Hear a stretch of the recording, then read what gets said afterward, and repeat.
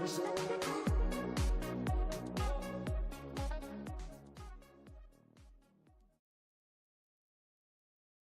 Māori Plus app. Download now on Google Play or the App Store with exclusive viewings and 100% ad-free. Quite like top tier. Watch us anywhere, anytime. Make Māori Plus your mate and stream now. I'm Trevor Johnson and I'm a sheep and beef farmer from the Forgotten World Highway. Some of the country we bought was quite steep and difficult. We have pushed those blocks to pine trees. 1,000 hectares into forest and 7,000 hectares will stay in grazing. To me, it's just the best use of land. If you've got land that is not so productive, it's a marvellous way of increasing your income. At Apollo Projects, we create better outcomes because we never make any assumptions. Like this sports facility. The client sent out their brief. And when it came to the 4 submissions, we impressed the client with a proposal that went over and above. Because we'd done things differently. We'd pulled together a team of experts, looked around the world for inspiration, and exceeded the client brief. We even brought it in on budget by reducing fees and prioritising function over form. At Apollo, we're more innovative, create specialist project teams, deliver on our promises, and build to the budget. Apollo Projects. No assumptions, better outcomes.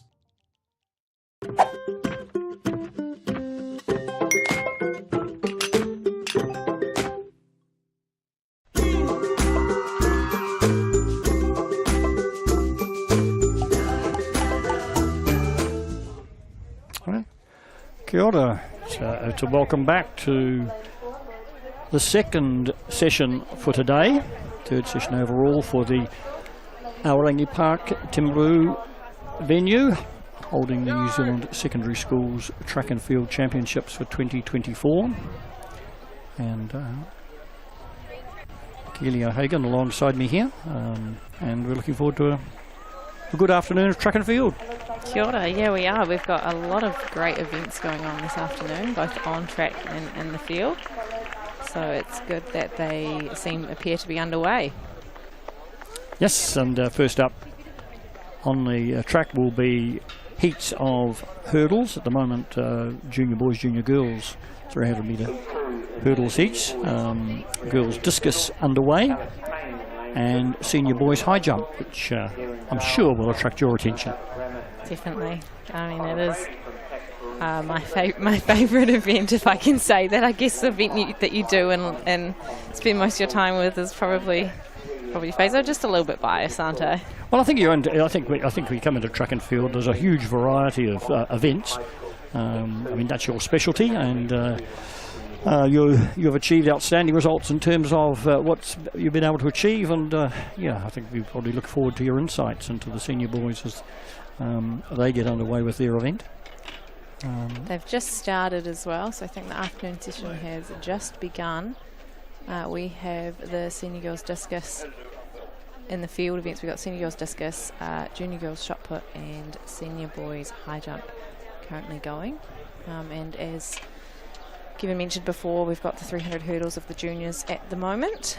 So it's definitely going to be a session that's going to have our head turning in multiple different areas, trying to keep up with what's going on. That's right, and you saw there, if those of you watching the screen, you'll have picked up that we've got moving into semi-final stage. So the heats probably do an initial bit of a sort through, but once you get to the semi-finals, it's getting a little bit more serious. There's no sort of cruising through the finish line. It's woe to go. You've got to make sure that you're right position. If you're in a distance race, you've really got to give it all. If you're in a sprint race, and maybe it's only in the last 10 metres that you can feel that you're giving something away, but even then you've got to be sure that you're clear enough. So yeah, we're going to have some good competition, and the senior boys high jump field appears there.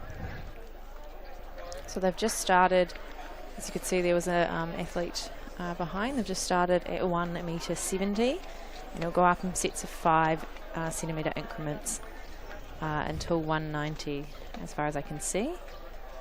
And then that will be determined by how many people are still left in.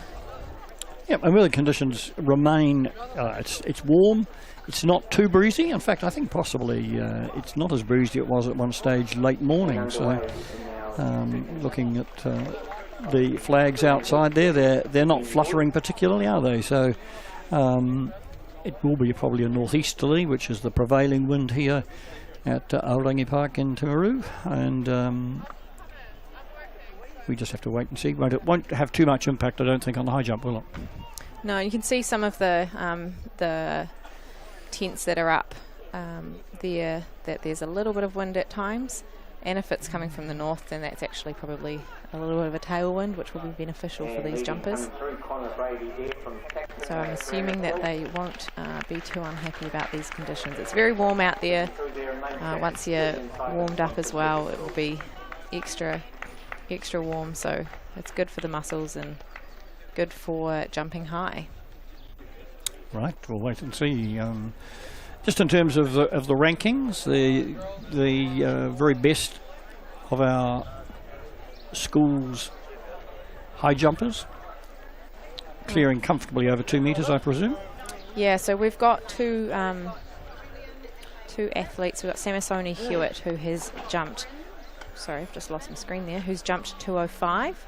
And we've also got Hugo Jones, who has jumped, I believe, a 207. So they're the two that are leading the field in the top couple of rankings at the moment. Obviously, anything can happen, though. There's a couple that are around just under the 190. So they'll be looking to push over 2 metres, because it's kind of like a pretty key height that people really want to get over. It's like a 190 for a high jump. 2 metres is just like, it's just a great height to get. So yes, there is something sort of quite magical about it, isn't there? There are events that have that. I suppose once upon a time it was 4 minutes for a mile. I mean, that's probably somewhat dated now, but and again, you know, breaking 11 seconds or 10 seconds for the 100 metres was the marker, wasn't it? So yeah, for sure. So I believe that might be Ethan Duke Norris there with a second. I'm not sure if that's his first attempt or his second attempt. He's definitely had at least one attempt. So of the 13 athletes that are competing, we won't see them all jumping in these early rounds. No, there'll be some of them who have passed. So the two that I mentioned before, Samisoni Hewitt from St. Pat's and Hugo Jones, have both passed, as well as Samuel Barton for the earlier heights until at least 180 or 185. And that will be, they'll just be confident in their ability to start a little bit higher and just saving some of their energy and effort for those higher heights, as they know it's going to be pretty tough competition out there today, as everyone will be bringing their best. We have indeed. The senior girls discus throwing championship is underway, and I suspect that they've gone through or partway through the first round, and Keely's just bringing that up on screen as we talk now. It's competitor 615. We're in the process of actually getting that exact list. We're working both from screen and from paper here, Keely, isn't it? And when you're moving across probably 3 or 4 events from time to time at the same time, it becomes, Tony Rogers is just coming into our commentary position to deliver some of those papers. And again, throws over 40 metres are going to be certainly acknowledged as being competitive. And so we've got Zoe Rutherford from Iona College, who has just stepped into the circle.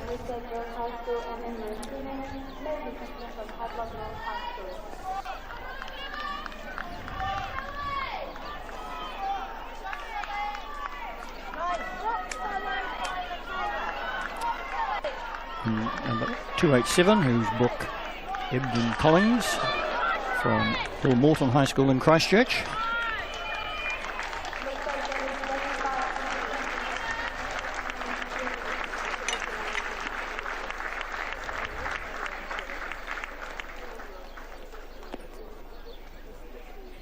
Oh, she I think just managed to maybe stay in the rohipanga, the throwing circle. I think she did a little bit of a dance to stay in there, but it looks like it was successful. Yep, she looks quite cheerful as she comes out, doesn't she? So, and on this occasion, they won't be using the tapes. They're using the tapes for the shot put this morning, and I guess the tape doesn't have to extend too far. I mean, I always enjoy discus throwers, the way they sort of toss that discus between hands and relaxed control, isn't it, really?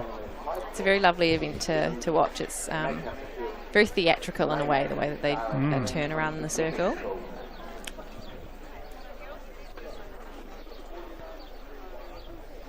And they're very fast when they're doing their turns. But still a fast arm, isn't it, really? Woof. Probably some parallels with the javelin, I guess, isn't it, in terms of just speed of release? Potentially. I actually don't know if I'm qualified to comment on that, because discus is one of the... I've done a little bit of shot and a little bit of jav now, but discus is something that I actually could never throw it. This is a bit embarrassing, but I could never throw it out the right way. So when you release it, I would always throw it out the wrong way. Right. I never quite could figure out how to do it correctly.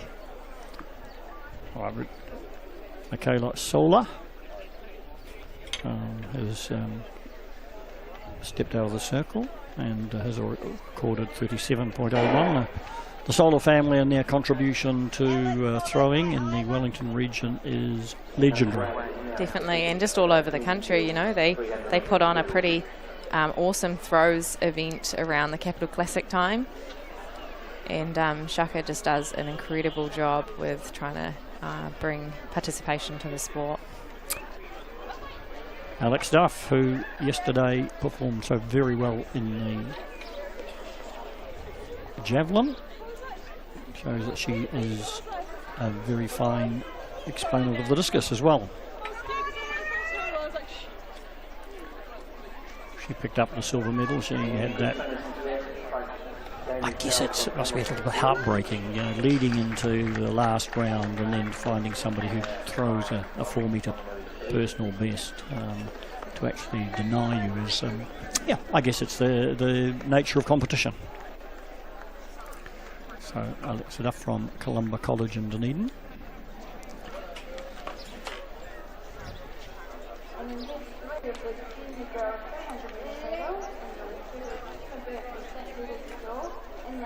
And 302 is Isla Hughes from Hutton Valley High School.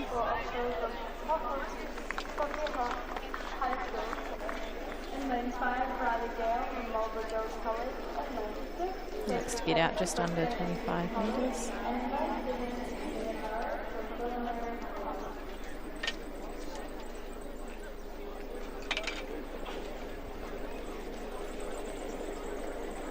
You see them come out of the circle and they're still thinking about that throw, aren't they? You can sort of almost feel that she was sort of, you know, thinking about release or something just as she stepped away. I think for all field events you obviously, it becomes very natural what you're doing, and you get a really good feel of the right and wrong movements, and so it's definitely as soon as you get off, even if it's a good or not so good, you'll definitely be thinking and replaying those feelings and what just happened in those previous seconds, and then go over and have a conversation with your coach about it. Yep. Or if you both know, sometimes you both just know what it is and you just need to do a little signal or say one thing and then that's it.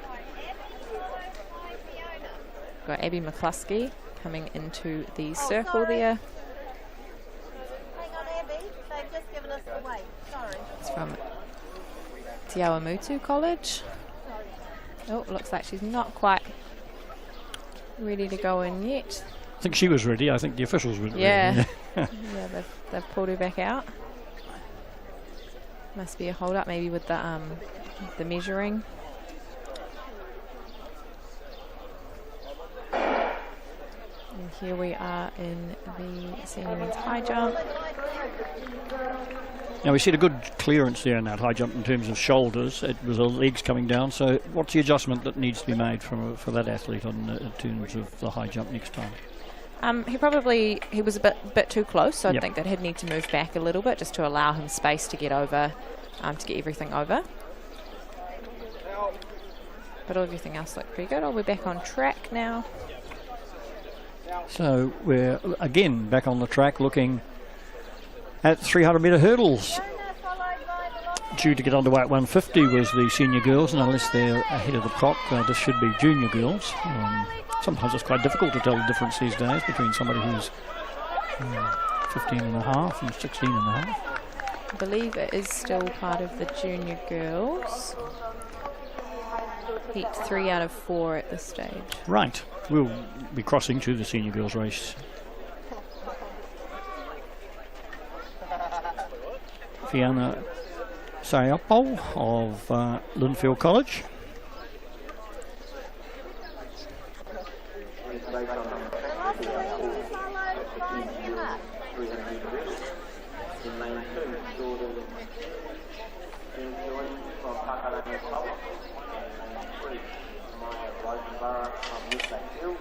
Number 275.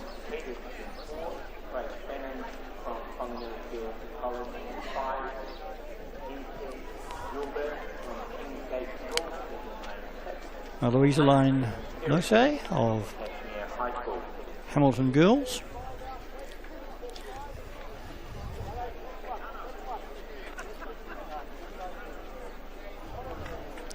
One of the athletes on the international stage that I want to enjoy watching is the American Olympic champion. Valerie Allman. Yeah. She has done some pretty incredible, impressive things in discus. Former ballerina. Had, and you can see where, in fact, some of the movement in the circle reflects that, really. Yeah, kind of how I was saying, it's like a little bit theatrical, that movement. Oh, I'm not surprised that she used to be a ballerina. Cook Islands competitor coming into the circle, Emma Louise Papaali.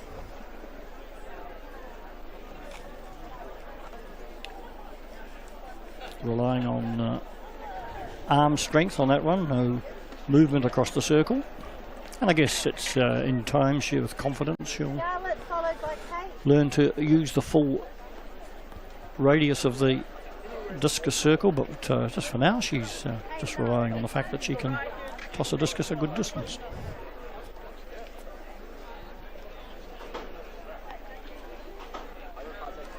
One of the local girls appearing there on stage, Charlotte Blake of Craighead Diocesan School.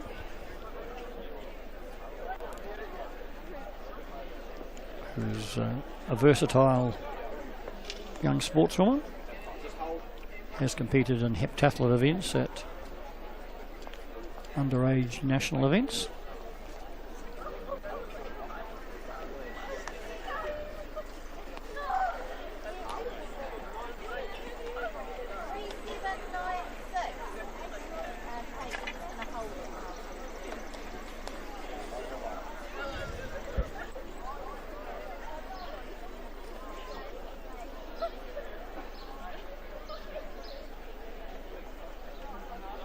There seems to be just the tiniest little hold up between each round. It's normally quite a quick running event there, but they're maybe having to reset the measurement. So Katie Halley steps into the circle from Takapuna Grammar.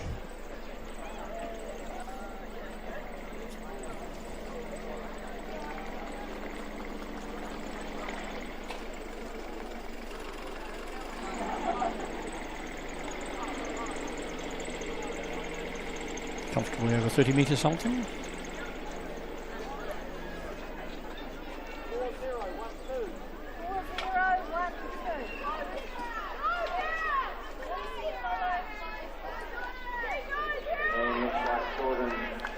Metres. Right, indeed. 40-12. Like that. We'll put her up the leaderboard, I suppose we could say. Into third place for Kate Halley from Takapuna Grammar.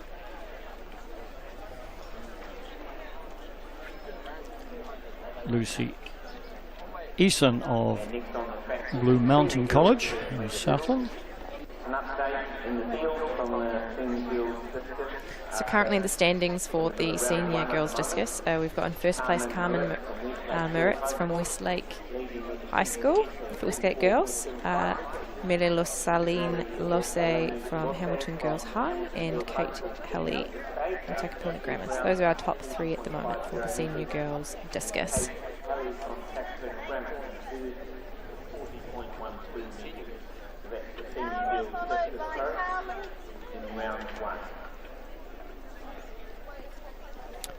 Zelda Brunton, Craighead Diocesan School, girls' school here in Timaru.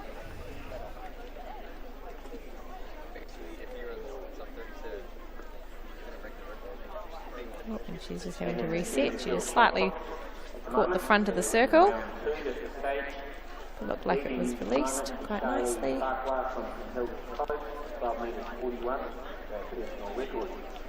In second place at the moment is Kelly Asiata from Barradine College, 12 metres 38, 3 centimetres behind in second. And third place, 3 centimetres behind, so very close competition.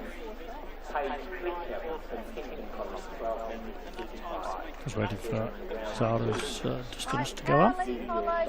And Carly Sherp of Southland Girls steps into the discus circle.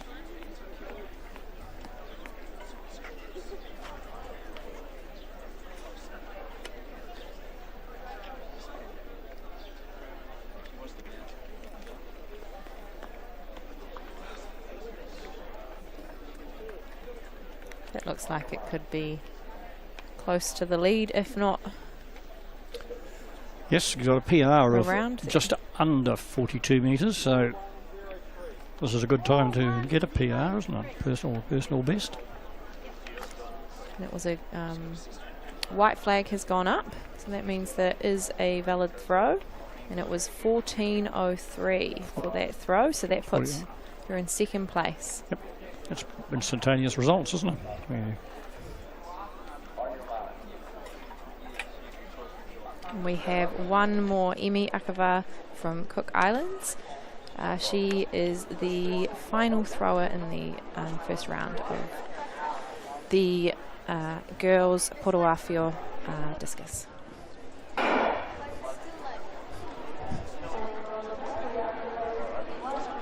Followed by second round.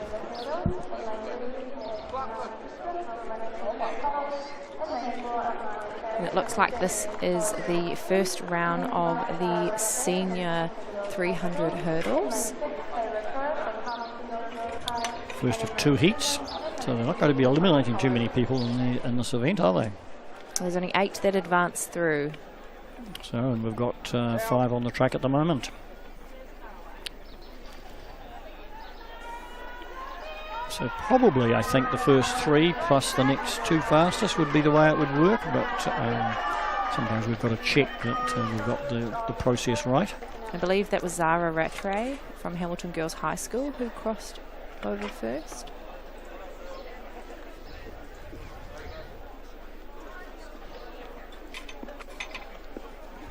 With 46.39 for that race there of the 300 hurdles. So she is comfortably through with Taylor Tro from Palmerston North Girls High, who was also in the got third and a personal best in the the girls high jump, and she just got a personal best as well in that race, which is incredible. Followed by Nyla Spencer from Rangitoto College. So those 3 are safely through.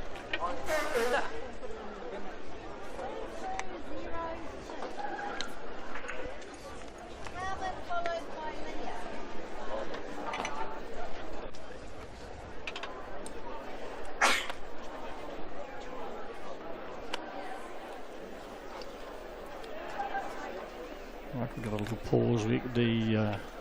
I guess the discus and the 300 metre hurdle start are almost adjacent to each other there. You can see some of the athletes just standing behind their starting blocks for the 300 metre hurdles. These young women, if they continue in athletics, and we certainly hope they do, will advance once they move through the junior ranks into the 400 metre hurdles, which is captures a good deal of world attention these days, the 400 metre hurdles, both for men and for women.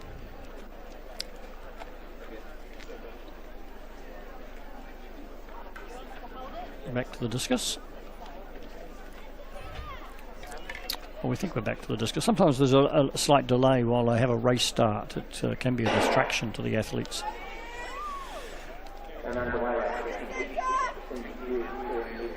Alright, so the second heat of the hurdles underway.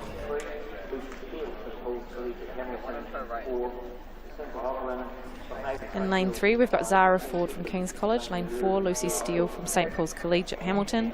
Lane 5, Jacinta Hoglan from Avonside Girls High School. Lane 6, Meg Edwards from Rangiruru Girls. And lane 7, India Nash from St Mary's in Auckland.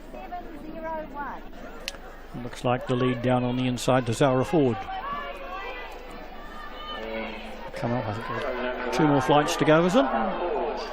Followed by Lucy Steele, and it could be a close one for the final, but it looks like we've got Zara Ford in first, Lucy Steele in second, and Jacinta Hogland in third. But we'll wait for that verification once the times come up.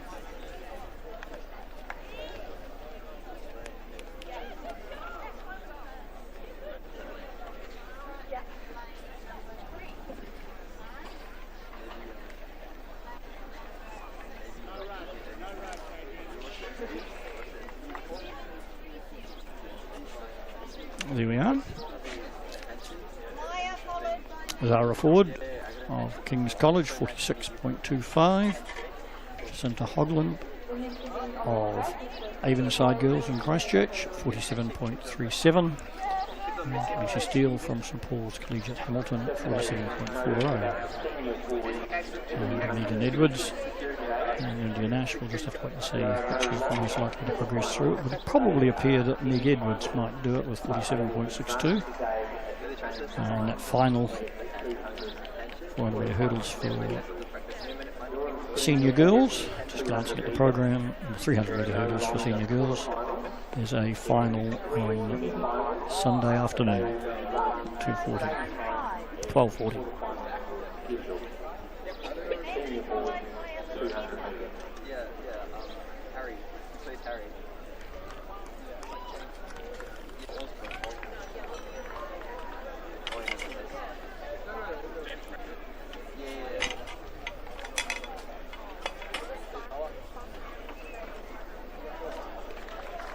Just in the far right that we've got an athlete over in the high jump and a discus thrower in the circle, which unfortunately will be a no throw as the discus landed outside of the tawhapanga, the line.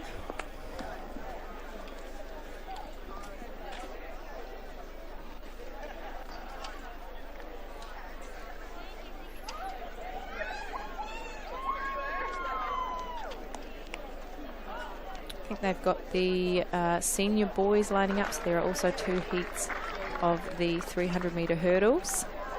In the first heat we have Seamus Flood from Scots College. Lane 2 we have Noah Retford from Botany Downs. Lane 4 Asher Robertson, Hutt International Boys. And Ty Gonzalez in lane 5 from Mount Albert Grammar. Lane 6 from Harry Williamson from Christchurch Boys, and lane 7 Dylan Jackson. My understanding is that they're still doing their practice runs at the moment. I don't think that the running that you saw was actually part of the race. I think they're just doing. They were moving so fast. I thought it was initially. Me too. For a second, I thought that they were already going, but it looks like they are just having their practices and doing a bit of a run out first before they take their marks. And Ruby Jones steps into the discus circle in the senior girls event.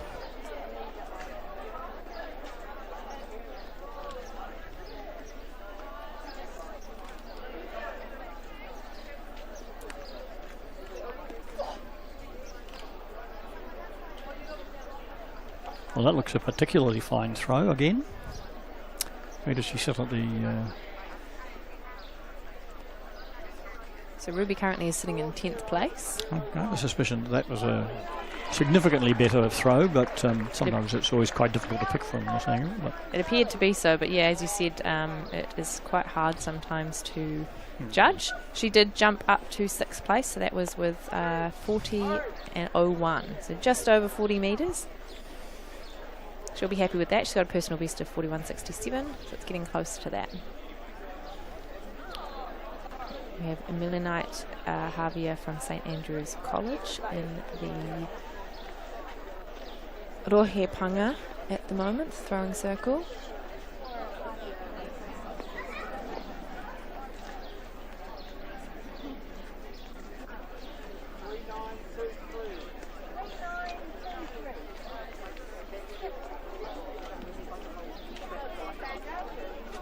She looked a little bit happier with that, which bound to be because it was a slightly better throw.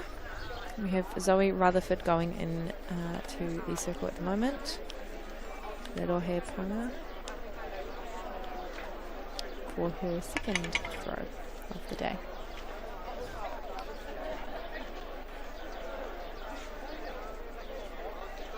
That looks like that will be valid. Yep, the white The flag white goes flag. up. The miracle white flag.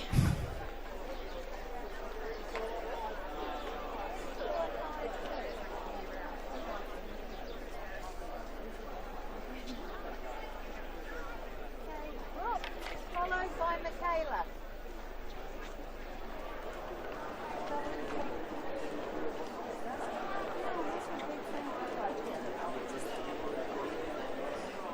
So number 287, Brooke Evelyn Collins from Hamilton High School.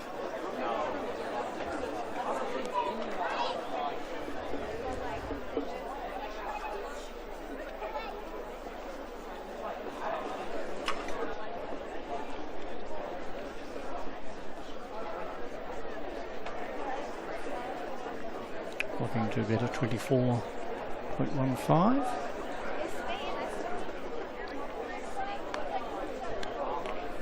It's a personal best of 31, so she'll be hoping that that was a little bit more than the 24 in her first attempt. Michaela Sola. She'll have been brought up on discus and shot put. From a very young age.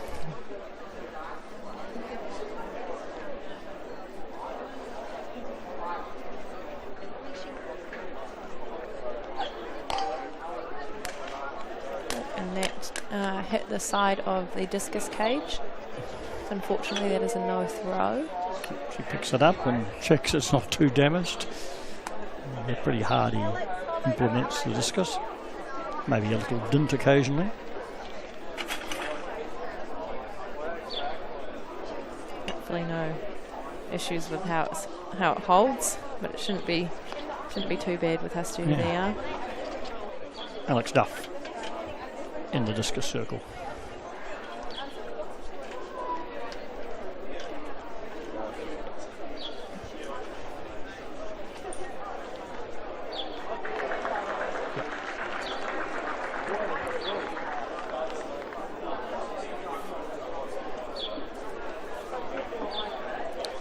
Just a throw there from Alex Duff from Columba College. 39.01, just a little bit less than her previous throw.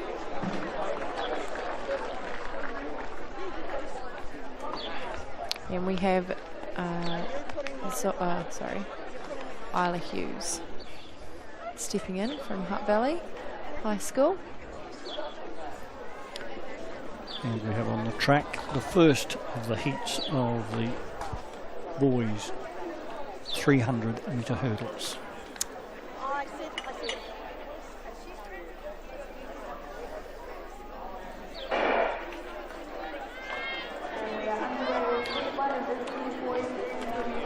There'll be no holding back in this really. It's a matter of getting a good rhythm, keeping a stride pattern, whatever it is, 15 or 17 paces, I'm never sure. It depends on the individual athlete, I think, doesn't it?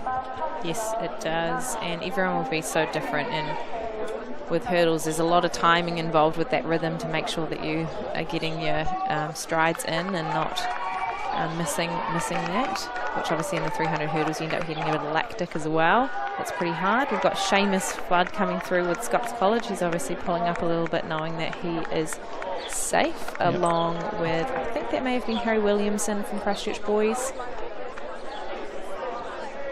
as well. But for these senior boys 300 metre hurdles, it is the top 3 from each heat plus the 2 next best times. So those 2 are comfortably in. Sorry, that was Noah Retford and Harry Williamson. Yep, they were pretty untroubled when they're going through them. So those are the 3 that will make it through definitely to the final on Sunday, tomorrow. Ty Gonzalez we saw earlier in the long jump. So, yeah, there's a speed comparability between, I guess, long jump and hurdles. And we'll just have to check at the end of the second heat, which is just about to go to their marks. They're still warming up. I see athletes striding out and going over the hurdles in the back straight, so the second heat just time away. Just in a few minutes. The officials as well will have to just be checking each of the hurdles just to make sure they haven't moved from the previous race, because if there's a bit of a knock, they can definitely move from where they're meant to be, from the mark.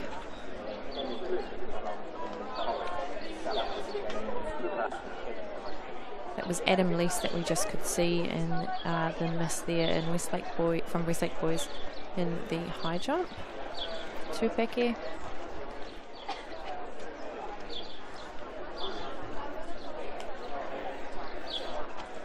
We have another athlete here. I can't quite see, sorry, who this is just yet. It was a very close touch there, a narrow miss for the young athlete. I believe it is Jamie Puha from Kashmir High School, who already has a personal best in the competition. So that's amazing.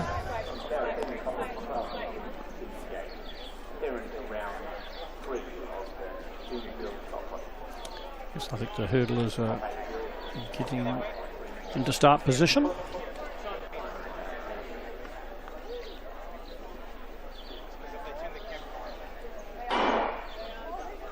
And away they go for the second heat of the boys, senior boys 300 metre hurdles. All right, 6 competitors.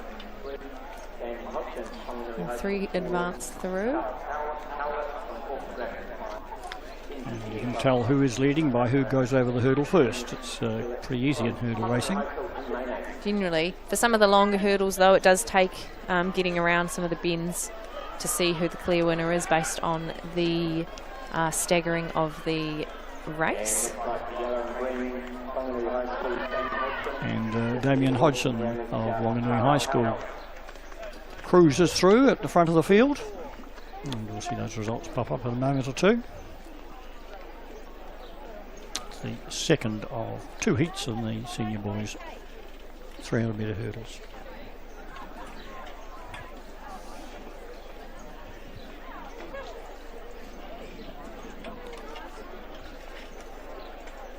And on screen now, the first 3 identified.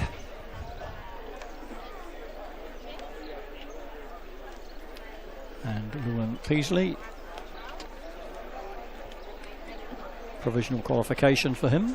I guess it's PQ, stands for provisional qualification. I would assume so. I'm not really sure what else it would be.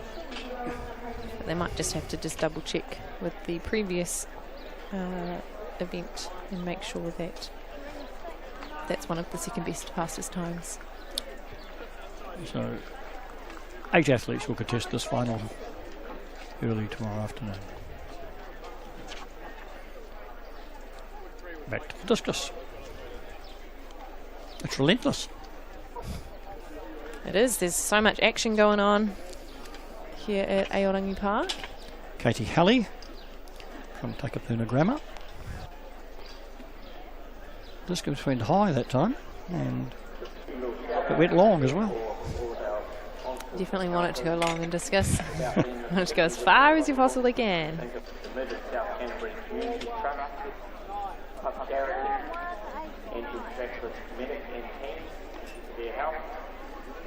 And that moved Katie Halley up to 41.89. Sorry, to second with 41.89.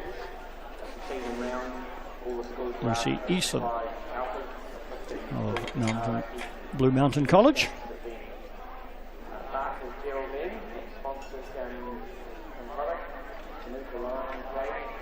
One of the few standing throwers, I would say, in the competition.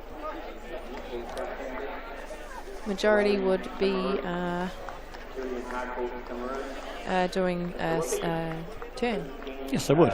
And I think it's a confidence thing, isn't it, really? The ability to feel that you can spin in a circle and release and get it all together in one go.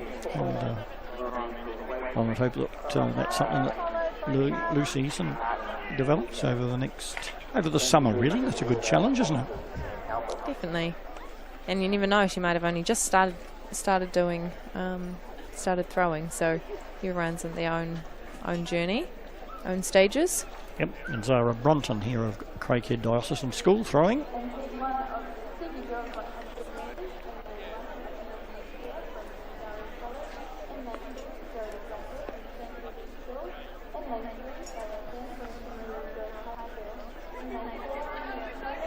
She looks as if she's a little bit unsure if that was a good panga, good throw or not.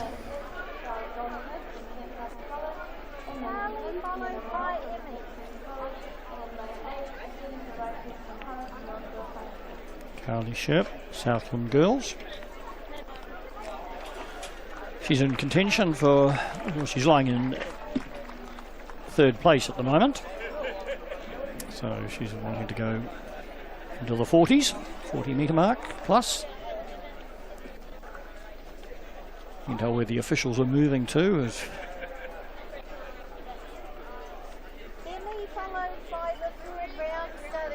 not giving much away there, is she? A bit expressionless, sort of, I've done the job for the moment. Some people are definitely very hard to read. Just too busy in their train of thought of the throw and how it's going. And Emmy Akava from the Cook Islands will complete this round.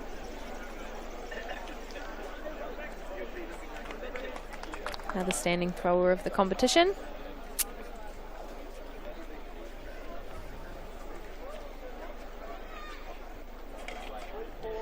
It would take quite a lot of practice to get used to spinning, I would say. And again, yeah, as you mentioned, the confidence.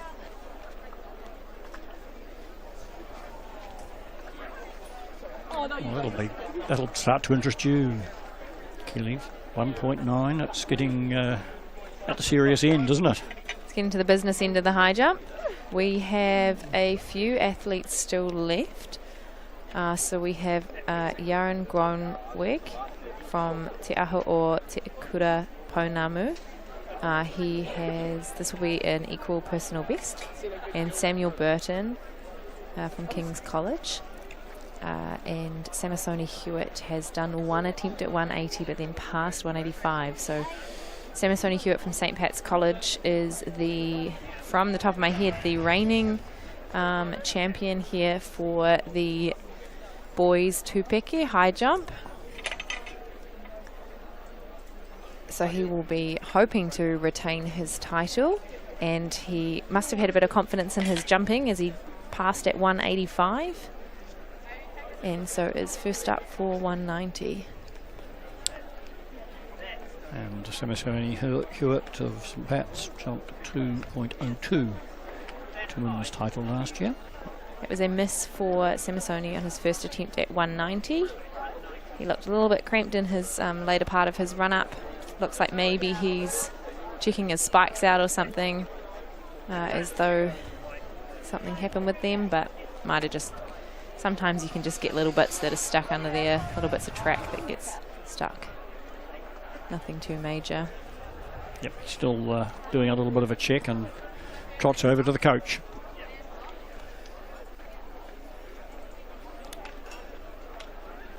To get both probably advice and reassurance, I think, probably in this case, isn't it? Definitely, and hopefully, you know, instilling and keeping on to instill that confidence to be able to get it. And we have Samuel Burton here in his first attempt at 190, and that was not to be this time.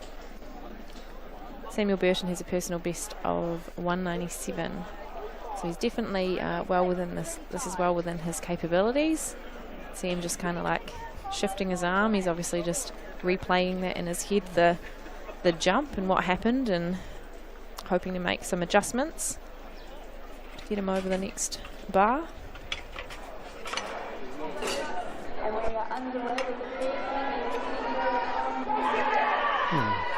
Here we are, the first of the semis in the Senior Girls 100.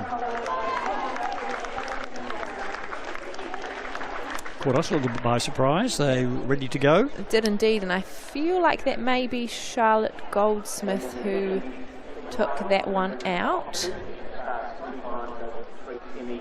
It was indeed with an 11.94. It's an excellent run there for Charlotte with a +6 wind, and so she's through to the next heat, as well as Mila Taylor, who ran 12.33, which is also a personal best. So this is the second race for these young women for today. They had their heats very early on this morning, and early afternoon they go to the semis next round. 8 advance, the top 2. Is that the way it works? This is that's what it says on the screen in front. However, on the live stream, it did have 3 big Qs right next to the people's names. So watch the space as to the final qualification. There we go. It has been corrected there. So it is the top 2 from each heat advances plus the 2 next best times. So at this stage, Bellathin and Sienna Moyle are the 2 fastest next best qualifiers, and so they'll be eagerly waiting the next couple of heats to see if they get through to the final. Yep. We have agreed, I think, PQ is definitely provisional qualification. Seems to be that way. Yep. At international level, of course, you go and sit in a little bunker, don't you, until such time as somebody comes along and eliminates you. Yep, and you have the screens on you and watching your reaction. In fact, probably the intensity of the coverage is about as much as it is for the winner of the heat, those who are waiting to see whether they can advance.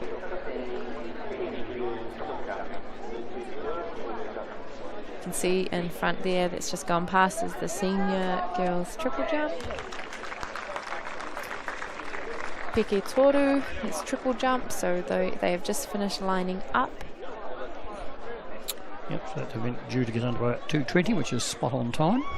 And the second of the semi-finals, the second of 3. We have lane 1, Hunter Avery. Lane 2, Sienna Wright. Lane 3, Mia Bentley. Lane 4, Michaela Fitty. Lane 5, George Gibbons. Lane 6, Jackie Nazarabi. And lane 7, Trelise Forster. All right, and Georgia Gibbons winning that quite impressively. Able to dash past and grab her little marker stick from the official or from her lane, which just confirms, I think, that those markers really indicate what lane they're from. Just to double up in terms of assurance, I guess, for the officials. And Georgia's time there was 11.97, which was that the same time as the previous race? I think I'm not unsure it might be. But, yeah, but it's certainly a personal best, and it's 1.9 metres per second. So. Yeah. The first heat was 11.94, so it's going to be a pretty close final at this stage. Yes, so those times have gone up there on the screen. So George Gibbons is through to the final, as is Jackie Nasararadi from Diocesan School for Girls, and Michaela T and Sienna Wright. We didn't keep a record exactly of the times of the other 2. I suspect that they're both quicker, but we'll wait and see. I think 12.57 for Bella Thin. I think you might be right there, so I think that one's a bit faster.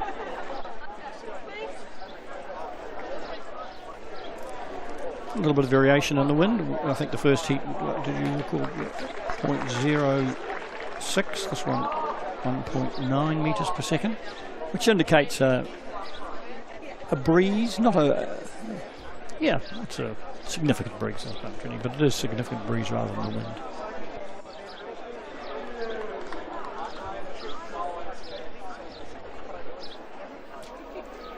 The third, is it third heat? We have in lane 1 Sophie Mercer, lane 2 Hannah Hickson, lane 3 Amponsa Tabi Amponsa, lane 4 Erica Lucas, lane 5 Tika Randall, lane 6 Caitlin Black, lane 7 Eden Innes, and lane 8 Bao Zen Tan. So we've got a full field in this one. We haven't seen as so many lanes 1 to 8s being used on the events today. We've often started in lane 2.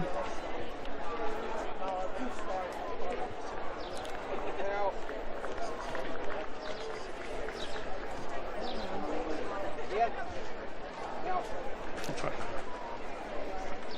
Right. Not too many false starts at these championships so far. And this is another one registered. Tika Randall taking that out. And on her outside, I think it was Caitlin Black.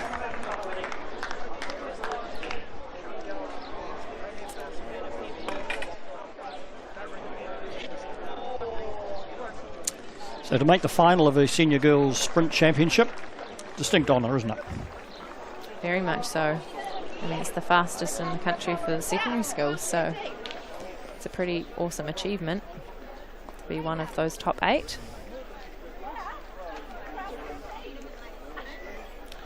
Now the times go up once again. Interestingly, glancing across the wind reading, if that's, and we accept that that's pretty accurate, is 0. And Tika, who took that out, that last heat out, was actually a personal best of 12:13. Results on screen. And so I think that the second fastest, second best, next best times were in the second heat.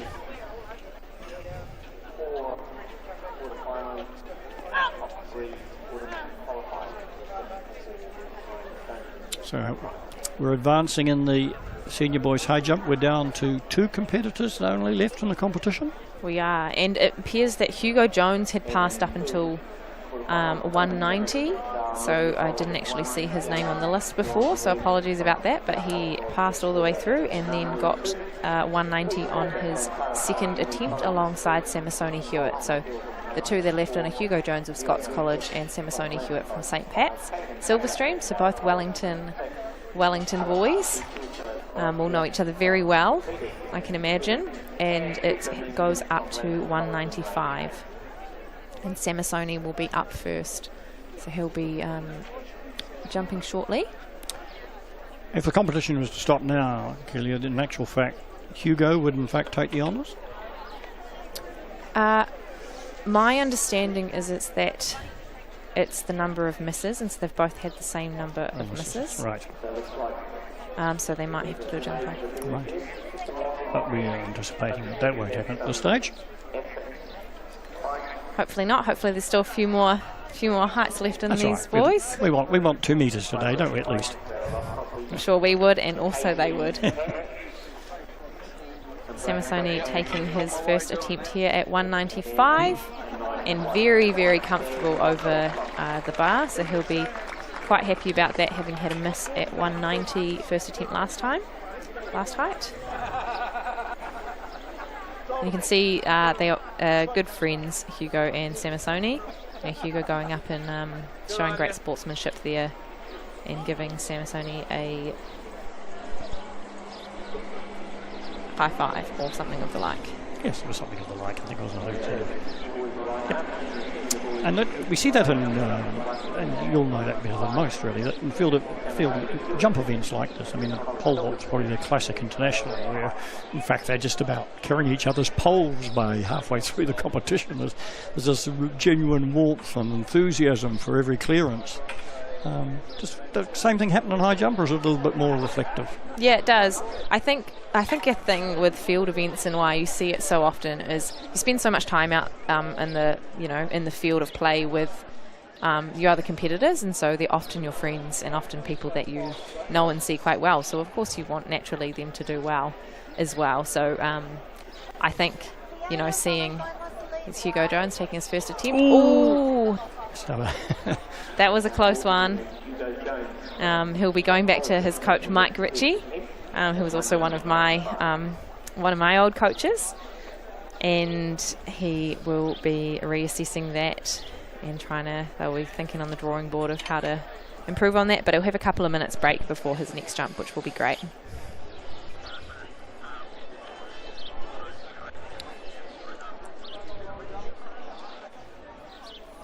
Onto the track.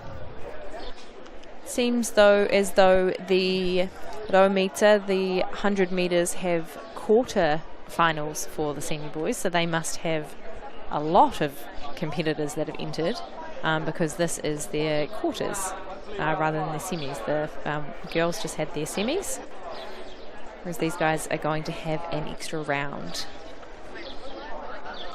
Pretty demanding, isn't it, for 100 metre races at full tilt over 2 days? Very demanding, and most of them would still be doing relays as well. So I can imagine that they would be very tired wee humans at the end of the weekend. And that might be something that they have to discuss with coaches or the team managers around how much they're doing, because some of them might do less, some of them might do a lot more. And that is a clearance there, very comfortable for Hugo Jones. Whatever him and Mike spoke about has worked and paid off. And both Hugo and Samasoni are very competent jumpers, both having jumped over. Hugo Jones has jumped 2:07. So that will give him a lot of confidence heading into the next height.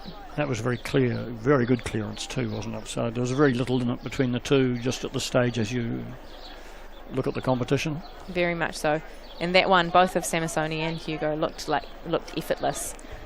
And hopefully it felt a little bit effortless too, because sometimes the really, really good jumps feel as though you just flow and they don't feel like too much of hard work. So hopefully they're feeling that. All right, well, these young men will be feeling a little bit of pressure. You probably go to the centre of the track. You tend to, because of the draw and your performance in the heats, we tend to find that the fastest qualifiers run in lanes probably 3, 4 and 5, but that's no guarantee of anything much in the end.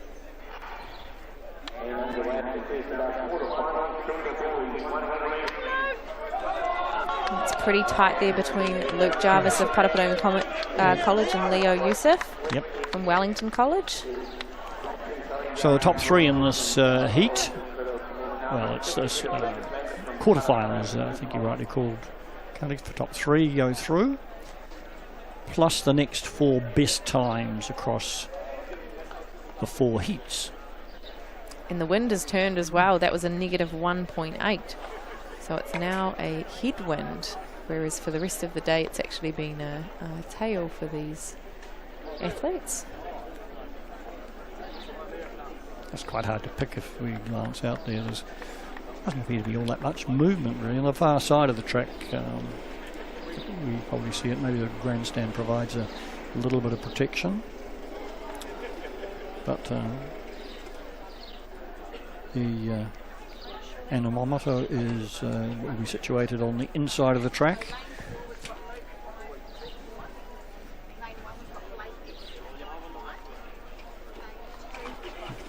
Very close to lane 1. They're probably halfway down. I don't know. Is there a specific place they have to have it? I guess there must be. I think it's at 50 metres. Right. That would make sense. That's where they always seem to be sitting. Somebody sits there ensuring that the wind reading takes place. It's done automatically now these days, so it's fed directly through. So it pops up on our screen as they finish, really. And so for these boys low meter, 100 metre senior quarterfinals, it is the top 3 in each heat plus the next 4 best times. Just briefly go back to the discus. And that was Lucy Eason with her 3rd round throw.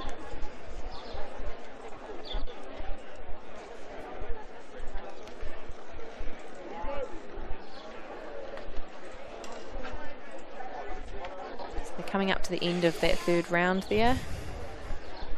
Only 3 more competitors, and then it will drop down to either the top 8 or the top 12. We hadn't quite figured that out earlier, for a final 3 throws. This is Zara Brunton from Craighead Diocesan. We may get to see it or we may not, because we're back to the 2nd semi-final. No, 2nd quarterfinal. And again,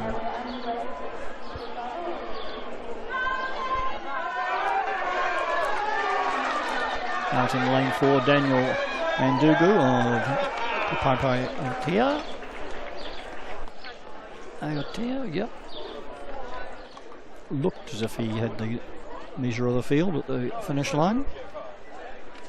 Will be a bit close for the others to see who goes through. 11.16 for Daniel Ningu. Regan Wilson picks up 2nd. Jonathan Thompson is 3rd. So those 3 guaranteed a semi-final place. And Lucas Lambert will have to wait and see.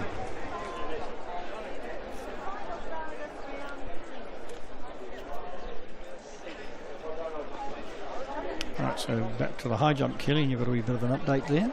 Just an update on the high jump. Both Samisoni Hewitt and Hugo Jones have missed their first attempt at 2 metres. So they both got 195. Samisoni is in the lead as he got 195 on his first attempt, whereas Hugo got it on his 2nd attempt. So this is quite a key height. So if Hugo gets this height on his 2nd attempt and Samisoni doesn't, then Hugo will go into the lead. Oh, here's Samisoni now. Ooh, and it was pretty close. He did catch it a little bit on the way up. So he'll be making those adjustments to his run up for the next height. And if Hugo Jones gets this height, he will take the lead. If he does not, they are both on an even playing, or almost even playing field. Samisoni is currently in the lead. And here we go. Hugo is running in, and not to be for that attempt. He just sits on the mat there for a little bit. Probably a little bit frustrated with that jump. I can imagine he's feeling that it's quite different from the last ones.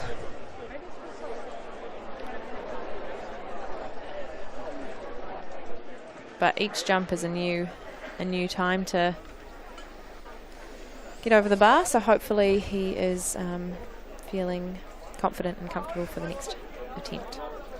I see there was just a slight shift of the start marker for his run there when he came across. So. Yeah, for most people, as you're going, as you're getting higher, you usually run a little bit faster and have put a bit more effort in, and so you have to move your run up back. And this is a fast track, so they'll be doing that quite a lot today. 3rd semi-final? Quarterfinal. Quarterfinal. It's kind of throwing us, isn't it? It is rather. We don't normally have a quarter final.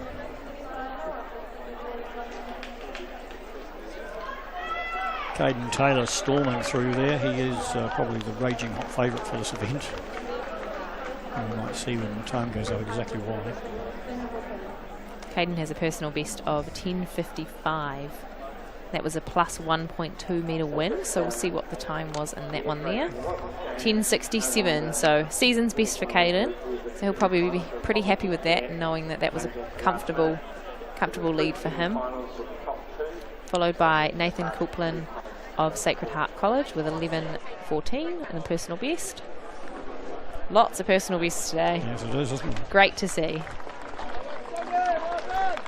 And third is Finn Hawkins from Christchurch Boys High School with 11.18, so he will go through to the next round, the semi-finals. As you can see on there, we've got first Caden Taylor, second Nathan Colvin, and third Finn Hawkins. Well, Caden finished second in this race last year, so he's got probably expectations that a silver's good, gold is one better. So running on form at the moment. He is... This is the final attempt for Samasoni there. Unfortunately, he did not make that. You can see that he has clapped his hands. He's acknowledged that he's out for the day. He is currently still in the lead with Hugo Jones just about to take his final attempt. If Hugo gets this height, then he will take the lead. It's currently at 2 metres. Both of these young men are very capable of jumping this height. Some days it's you're on and things are firing, and some days it's not quite meant to be.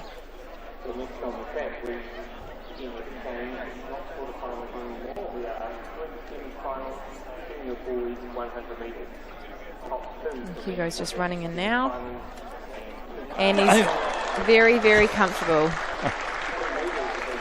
So Hugo will take the lead and be the senior boys tupeke champion, high jump champion. He'll be very happy with that.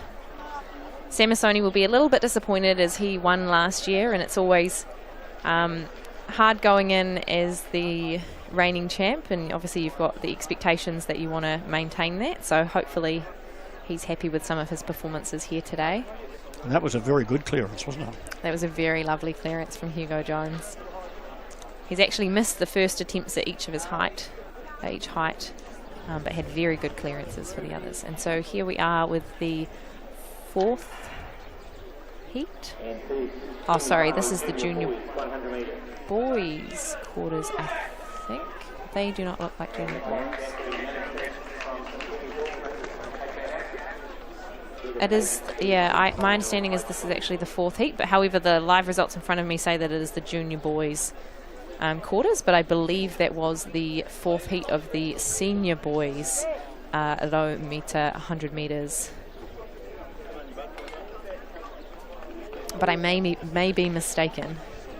So apologies if there's been a little mix-up.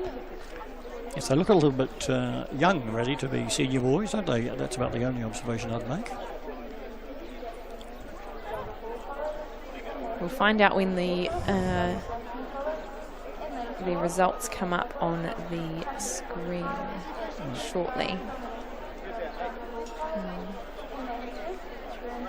So it appears that might have been the junior boys, with Zachary Nanestead from St. Peter's taking it out with 11.38.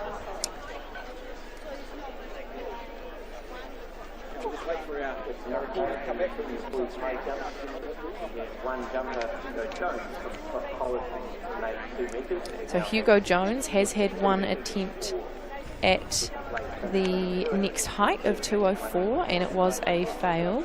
So he has two more attempts at 204.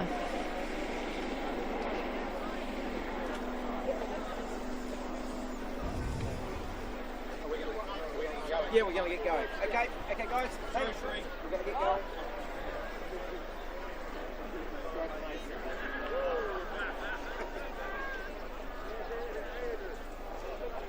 So we're just waiting here for Hugo to take his second attempt at 204. Hugo's from Scots College, and he is our senior boys tupeke high jump leader. In between, when you're the last person left, you do have 3 minutes to go. So Hugo is actually, I can see him into the tent there. He's still sitting down, so he'll be taking his time and taking a bit of a rest and making sure that he's fully recovered from the previous jump before he does his next attempt. Oh, he's got back up there now, so he'll be taking that shortly. The pressure's off him now. He has won the title. Okay, that does make a difference.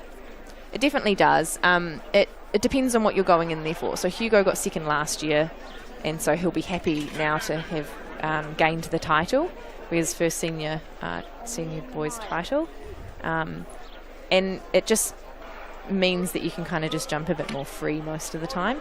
And again, it depends on the competition. If you're going for height or for placing, you generally will go often for one or the other. You might need to go for height and placing, but in a competition like this, your aim is to win. And so he has done that, and so it will just allow himself to just relax and just enjoy the jumping experience. And hopefully, continue the awesome jumping that he's been doing. We can't discount him yet because we know that on his first attempts he hasn't actually made any so far. So hopefully not to be on that one there. But he's got one more attempt at this height. On the flip side, sometimes it can be a bit difficult once you have won a title to have the motivation for the next heights. So it can kind of go either way. Again, depends on what his goals are. Everyone has different goals going into a competition of what they're wanting to achieve. You can see Mike Ritchie there talking to him and walking through what he should be doing with his rhythm and his run-up.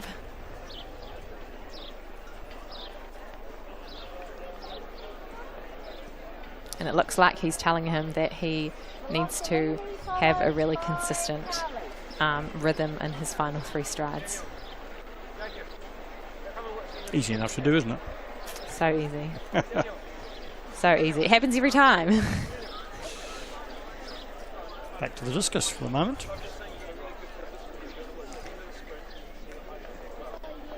Another Salini of Hamilton girls. So we're actually down to the final 8 in this event, and this is the fourth round of 6.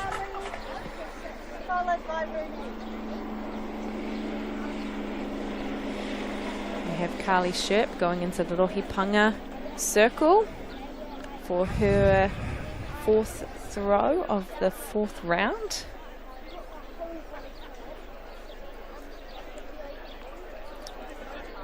So Carly's currently sitting in 4th. Aiming to go just a little bit higher.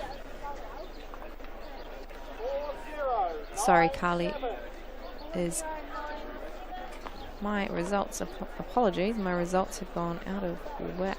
And I can't actually see the order. There we go. They're out. Yep, she was sitting in 4th. And there will be no change to the standings from that throw. No, just 6 centimetres less, but it's not going to advance her up to scale.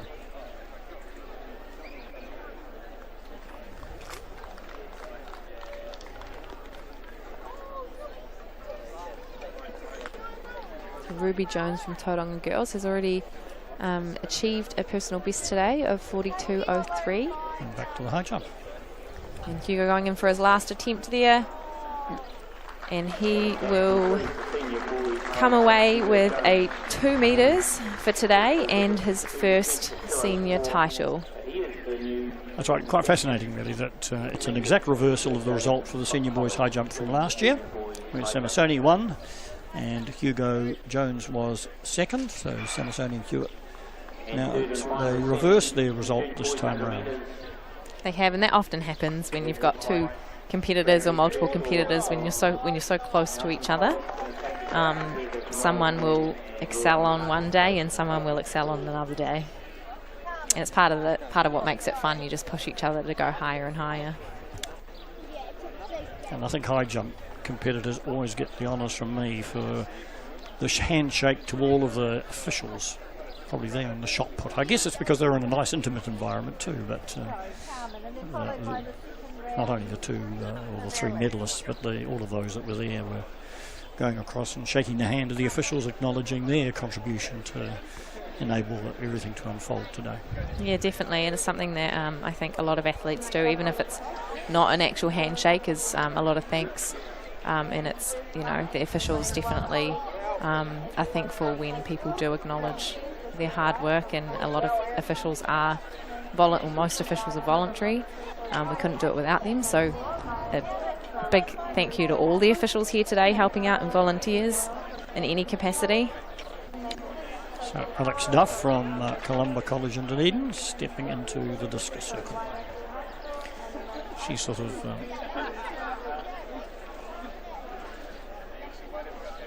in contention, but needs to go over 40 metres.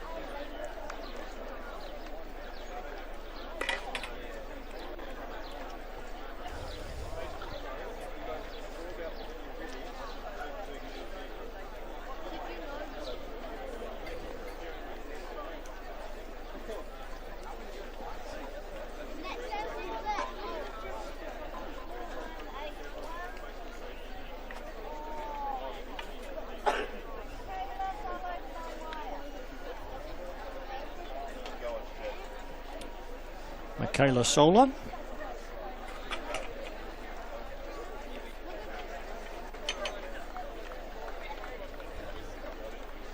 Her best throw 39.47 so far.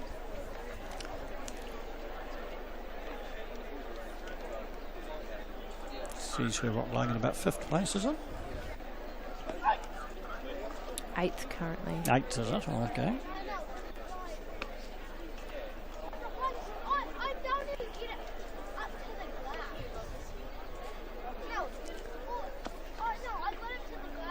Currently best throw of 39.47.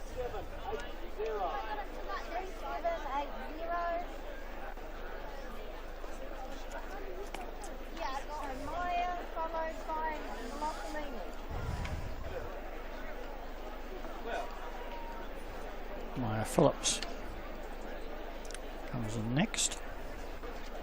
It's pretty tight with the top 8 here, between 39 up to 40, 44. So there are quite a lot that are pretty close to each other. I think 42, 36. So within a couple of metres, most of them. And then Carmen Moritz is a clear lead currently with 44.75. 389. Now Phillips caught the edge of the cage. Second semi-final coming up. The junior girls 100 metres in lane 1. Elise Boston from Rangiora and High School. Losaline Losse, in Hamilton, from Hamilton Girls College, just currently in the Rohepanga throwing circle.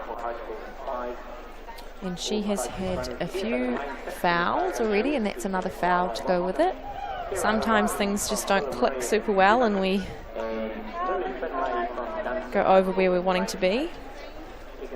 But she's got one throw in there currently, 40.50. And Carly Sherp from Southland Girls.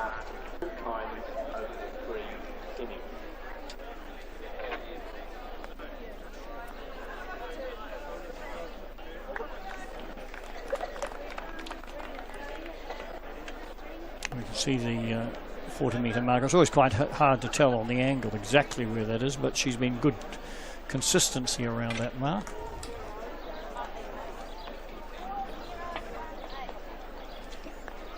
.41.03 in the first round is her best, and she's just short of that, I think, on that occasion. Ruby Jones, Tyrone Girls.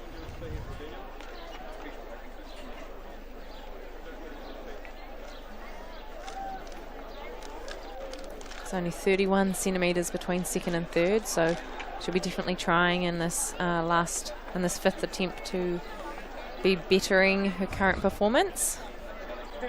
The white flag goes up, so that's at least an opportunity to do so.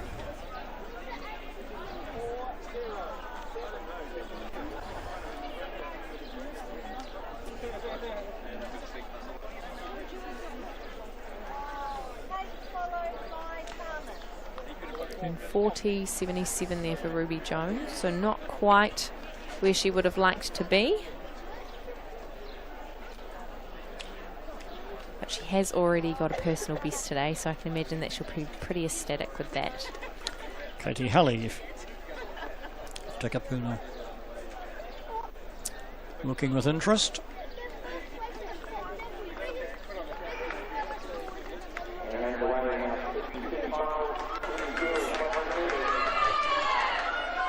To 36.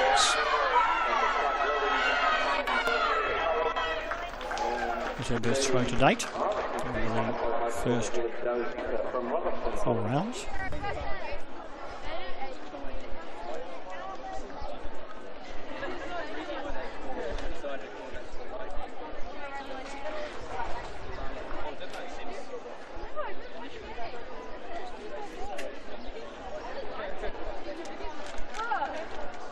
It was an improvement for Katie Halley, 42.96, inching up a bit closer towards her PB of 43.96. No change though in the rankings.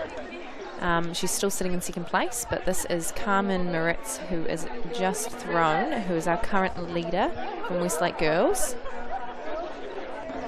She's leading by a couple of metres so far, so at this stage looking pretty safe for that gold, but things do change, especially in final rounds. It was another good throw there of 44.10, so backing up with 44.75. Alex Duff from Columbia College.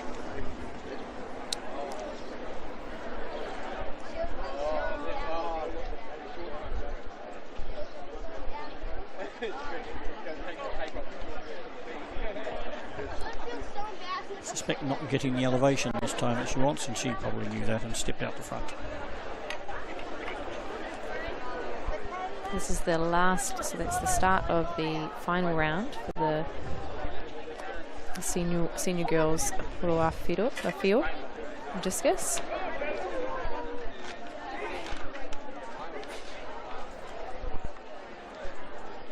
So in the previous round, Alex Duffin was able to nudge herself up into 4th place, but wasn't able to advance on it with that last throw.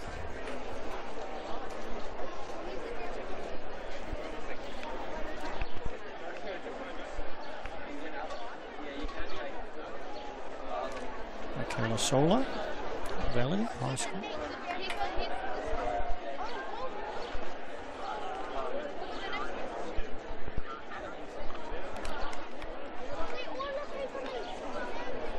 White flag means that's okay. Looks as if she's lying in 8th place at the moment, and so we'd certainly like to move up some places if possible.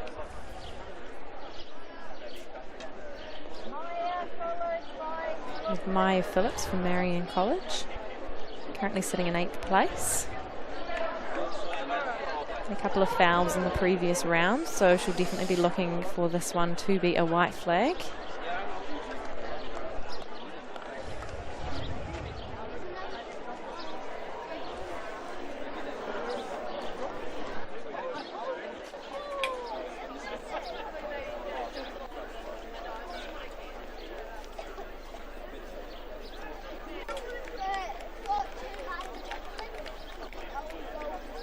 And it looks like that is a safe throw.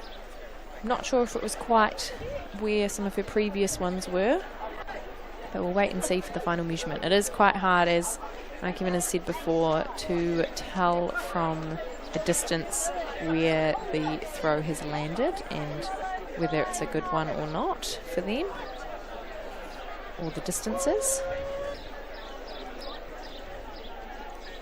Angles do sometimes very funny things. They do.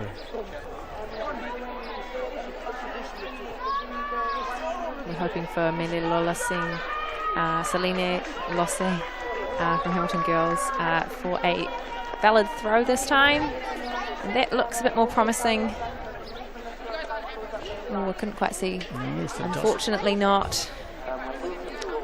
It's been a frustrating competition for her because that's the 5th throw. The only good throw that was measured, or the only one that was measured, was in fact in her first round. So she'll feel a bit frustrated, I think, at the end of this competition, lying in 6th place. Very much so. It's frustrating when you have foul after foul. So things just aren't quite clicking the way you want them to. Kelly Ship.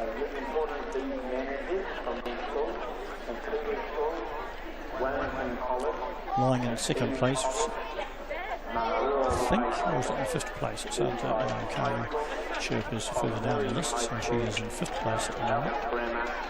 I don't know if that pushes her up. 41.12. Doesn't quite. It's an improvement, but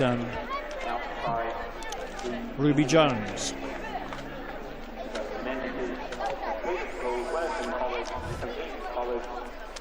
Best throw in competition so far of 42.05.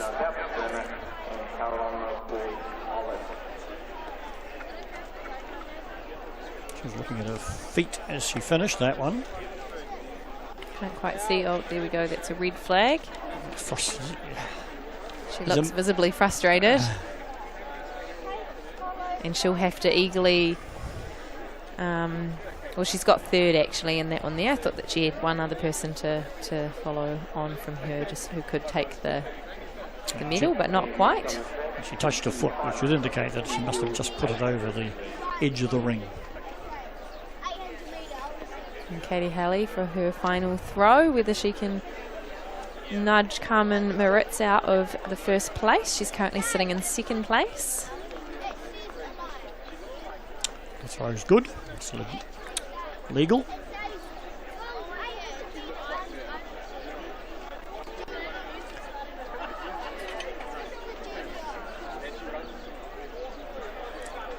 She had to make an improvement of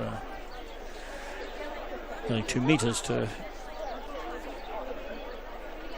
Ooh, and she does make an improvement by the look of it. 46.64. Sorry, 43.64. Don't want to be spitting wrong information, but that was a great improvement there from Katie Halley. Not quite enough to take first, but this will be her first senior medal, so that's amazing. And now we have Carmen Moritz from Westlake Girls, the leader and gold medalist of this event, taking her final throw. Not to be today, it's a foul for that, but she has had a wonderful series. She had a couple of fouls in there, but she's had a few really, really decent throws. So hopefully she's happy with today's outcome, and surely she will be, having taken the goal. Yep, that's sometimes a little bit of frustration that you didn't get your best out there, but Carmen Moritz was the best of the field, wasn't she?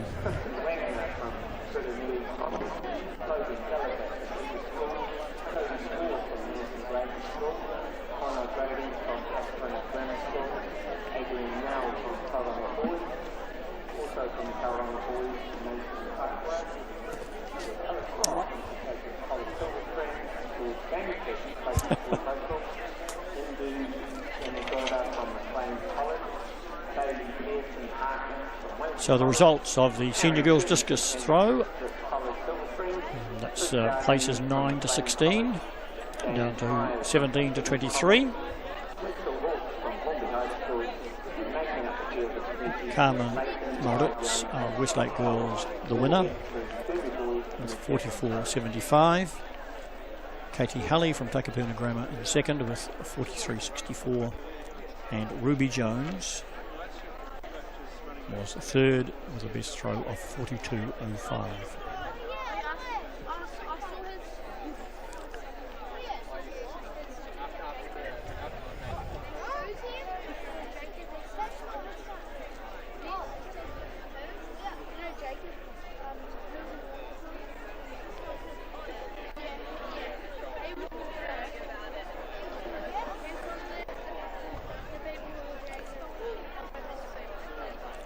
Indeed.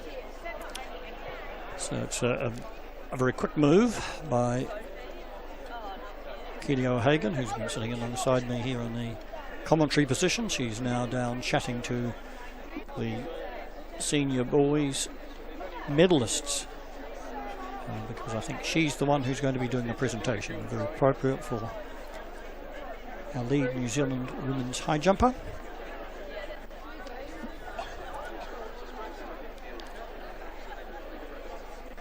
Sharing a a little bit of insight into what in fact took place in the competition.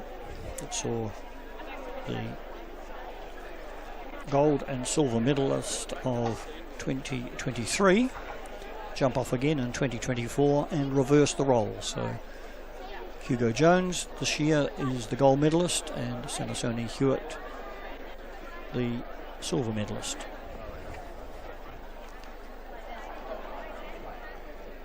So we glance up into the stand there. And underway in the first of our junior duel semi-finals for the 800 metres. Our team went from Swedish School, Crystal Lewis, Rosapuna High School, Eddie O'Toole of Bruton College, Sam Harris from Darlington School Studios, also from Darlington, Louisa Hayes, Pat Johnson from Matthew Hill High School, Philly Dark from Commonwealth Collegiate, and Harris Edward from Sectional High School make up the field of Right, eight. just a quick glance there at the presentation dais. First, second and third. It looks as if maybe only first and second right here at the moment.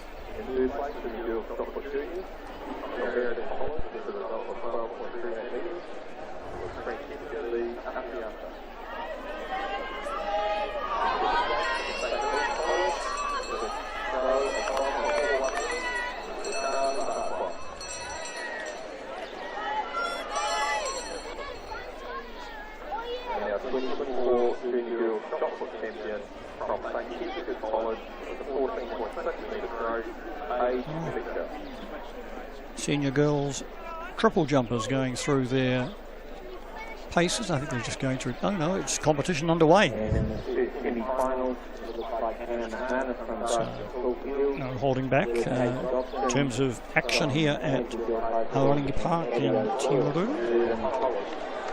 As the triple jump senior girls is underway.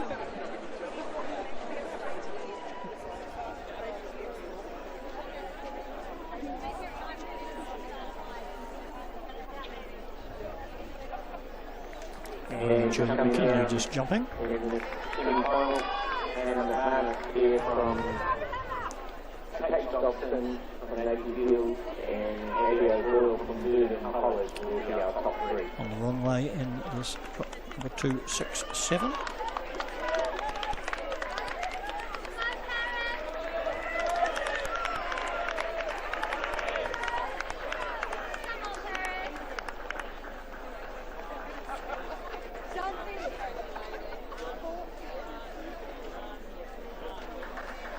So this competition has been underway for some time.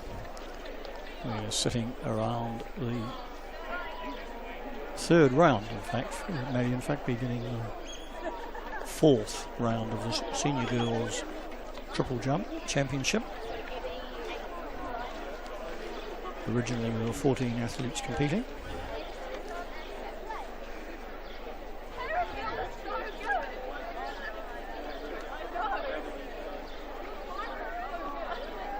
Lauren Barrett Hamilton of Green Bay High School completes her triple jump. Long time since it was called the hop, step and jump. But the principles remain the same.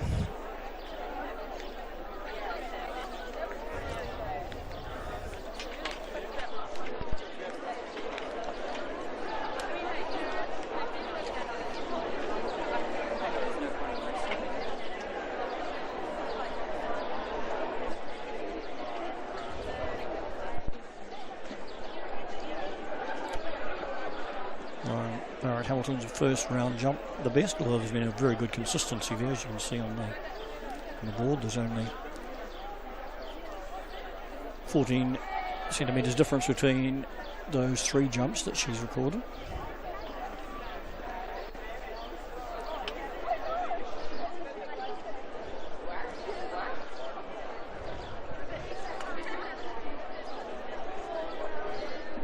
And a knight from Te Araha College Waits on the 1 way for a completed measurement of the previous event.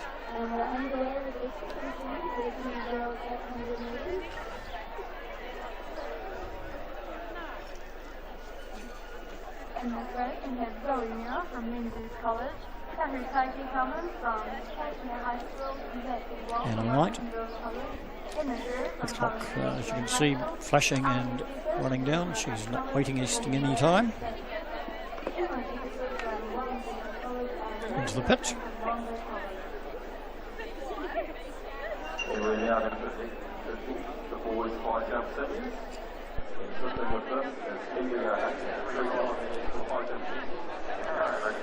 And down at the presentation ceremony, we've got the medals being presented by Keely O'Hagan. And there she is.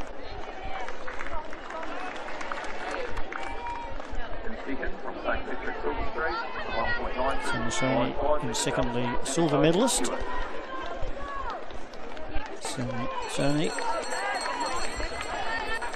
And our senior boys high jump champion from Soft College, 2 metre clearance, Hugo Jones. And the champion for 2024, the New Zealand Schools high jump champion, Hugo Jones of Scots College. So they're standing on the dais. Keely O'Hagan has presented. She's standing to the side.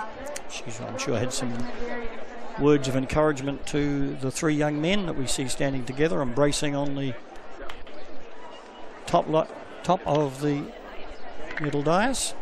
Looks like the girls keep jumping around a little bit with 400 to go. Top 3 from each As they is an automatic step away. qualifier, so they'll all be competing for those 3 Right, but back spots. to the triple jump competition. Eliza McDonnell is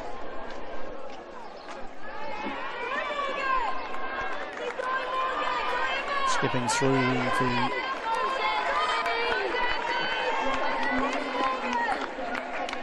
that's 5 jumps completed so far.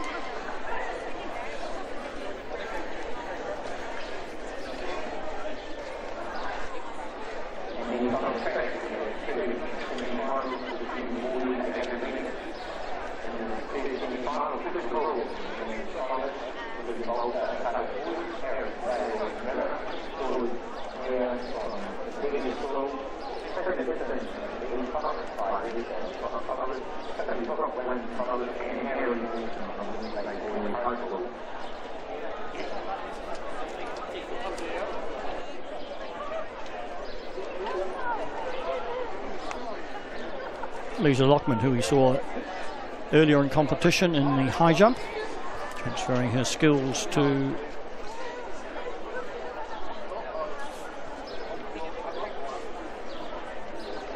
the triple jump on this occasion. Juliet McKinley on the 1 way.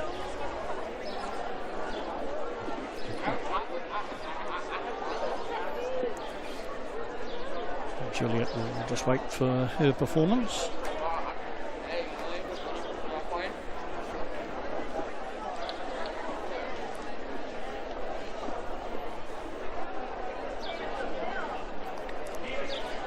Right, I welcome alongside Angie Petty to join the commentary team as Keely O'Hagan takes a little break.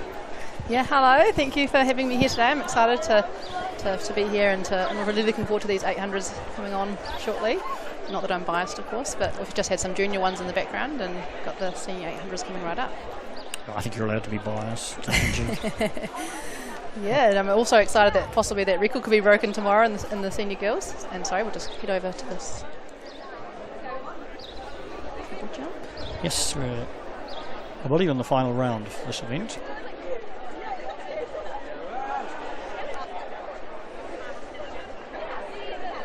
see results just appear at the bottom of the screen in a few moments. That was from the previous round, I think. Net performance 11.02. These are that train. Cooper Rolls and Andrews, William Volta, Tiger Lewis, Harrison Dale, Grammar. Really nice conditions for these girls. Now it's a bit of cloud come over. Still pretty warm, but yes, there's not too much, not as much sun as there was yesterday. I think there's a lot of burnt people around. That's right. It's and I think their conditions are pretty conducive, aren't they? For 800 metre running, you want a little bit of warmth. You don't want any wind. Yeah. That's right. Yeah. No, I always love running here at Timaru. It's pretty sheltered as well, so compared to some of the other tracks around the country, it's certainly a place to run fast, obviously with the newly laid track as well. So yeah, it seems to be some pretty fast times as we've seen already. Focus still some of our junior boys, 800 metre competitors going through their semis at the moment.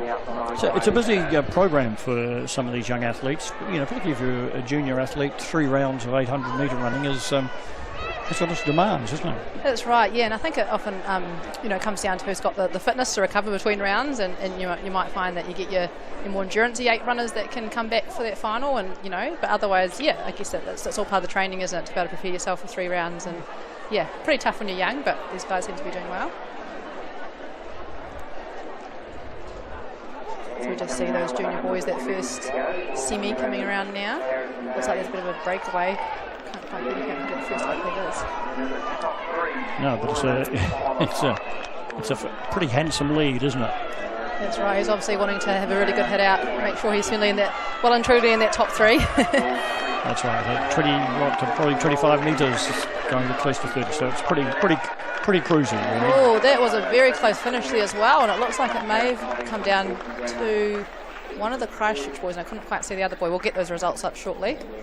Right, so 8 advanced, top 3 in each heat, plus the next 2 best times. So it gets a bit cutthroat once it gets down to that, doesn't it? That's right, yeah, and I certainly know what it's like. Sometimes missing out, on the final by 0.01 of a second, or sometimes it can go the other way. So I guess that's part of the sport, and it can break hearts, and it can also be really exciting, and can be on top of the world. So hopefully all these boys will see the big picture, and that even if they don't quite make it through, they can be back. Some of them are on the younger side of this age group, of course, as well.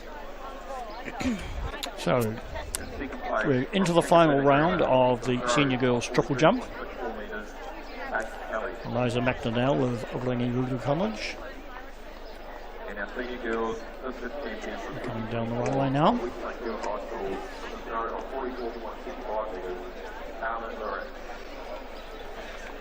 She's able to smile at the end of it, so hopefully she's pretty happy there.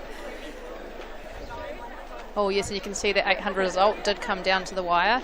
It was both boys from Christchurch. I thought I recognised them, and obviously it wasn't zoomed in, but we had the winner of that semi was Harrison Day of Auckland Grammar School in 201.47. Then we had Lloyd Creera, St Peter's School, 203.18. Cooper Rule and Finn Gibson were very close over the line, with Cooper just ahead in 203.44. Finn Gibson 203.46, so coming down to 200 for the second. So Finn will have to wait and see if his time is fast enough to get him into that final. And then we had Guy Lester of Scots College behind them. And back at the lean back from Hunter Avery from Havelock North High School. Still a bit of energy as she bounces out of the pit. Very graceful. Really spectacular event, something I've never actually tried myself, so all credit to these girls. The old sand dust down has always been coming out of the pit, and part of the event, isn't it? So,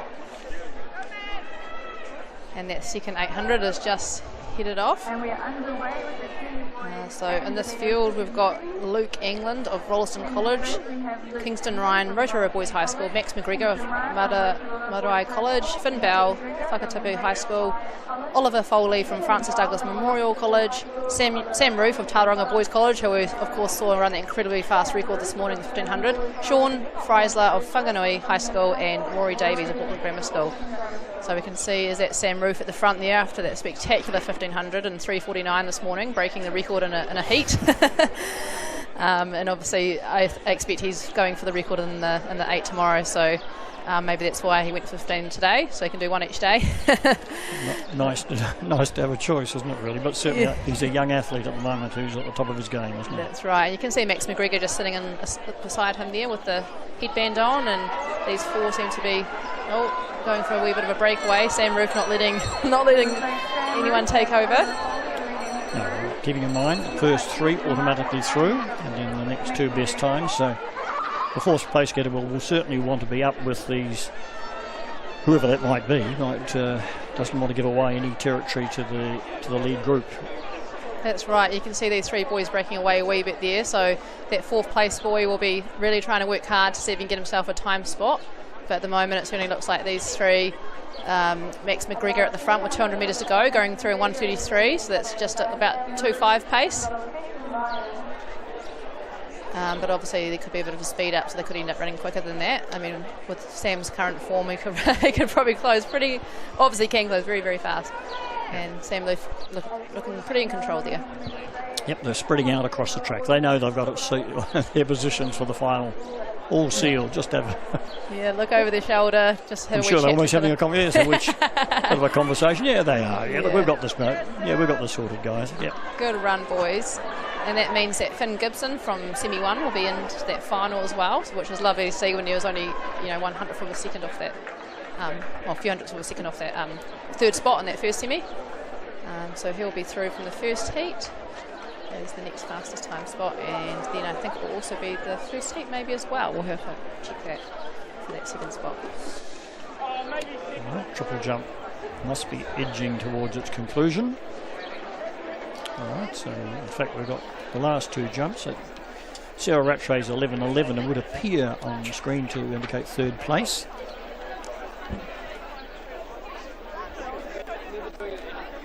Yeah, and it looks like Sam Roof obviously in that first place, 2:06, looked very comfortable for him. Looks like he can probably run 15 seconds quicker if he had to. Followed by Kingston Ryan of Rotorua Boys High School and Max McGregor from Gore and Marae College, 2:06.95. And Lauren Barrett Hamilton glancing back just to see what the distance will be, and she's curious enough to still stay there. She really wants to know this one. 11:18 has got her into second place.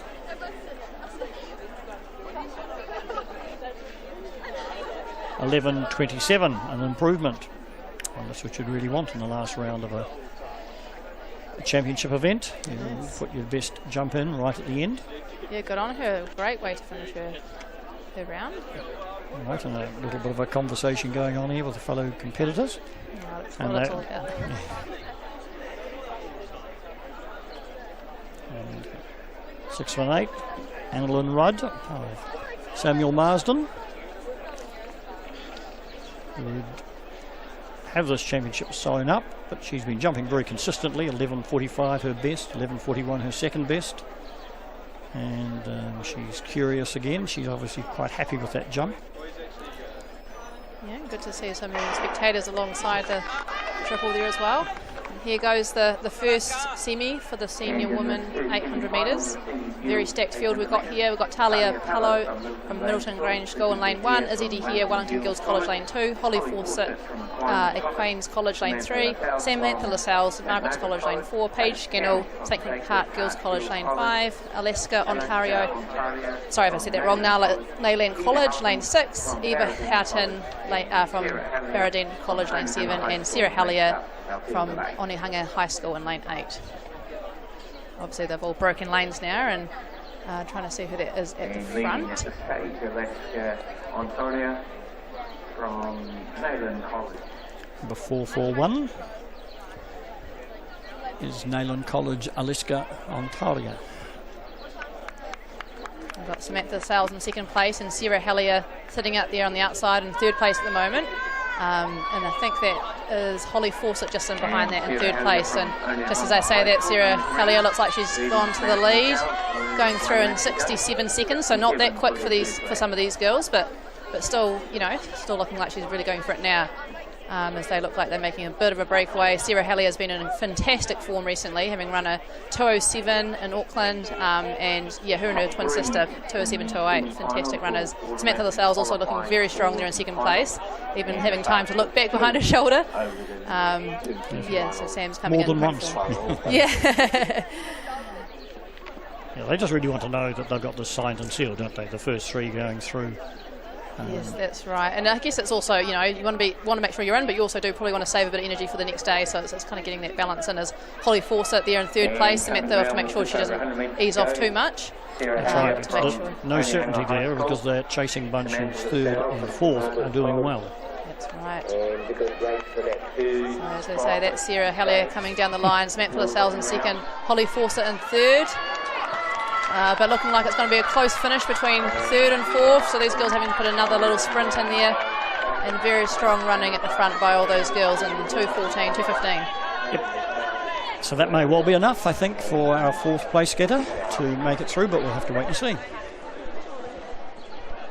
Very, quite interesting tactics there. Obviously, for Sarah, that was probably a pretty comfortable first lap, but then she, went to the front and made it solid, but not too crazy, and gave herself, a bit of a, had a bit more sprint left in the home straight to make sure she held that top position. So Sarah Hellier's time there was 2:14.83, and we'll just wait for the next times coming. And I know that quite a few of those other girls near the back actually PB'd as well, so that's great to see. They might not be in the final, but they've run personal best times. You can see Talia Pallo with a big smile there. I know that's a personal best for her, which is very exciting. Her first time under 2:20.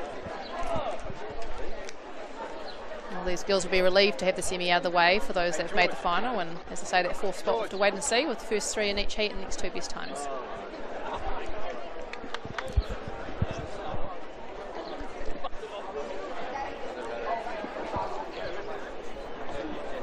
Yeah, conditions are still looking pretty perfect for 800 metre running. I'd be pretty stoked with this if I was out there racing, which obviously I'm not informed at the moment to be, just had a baby. But yeah, they're the girls crossing the line. The hard work is done and they're into that final.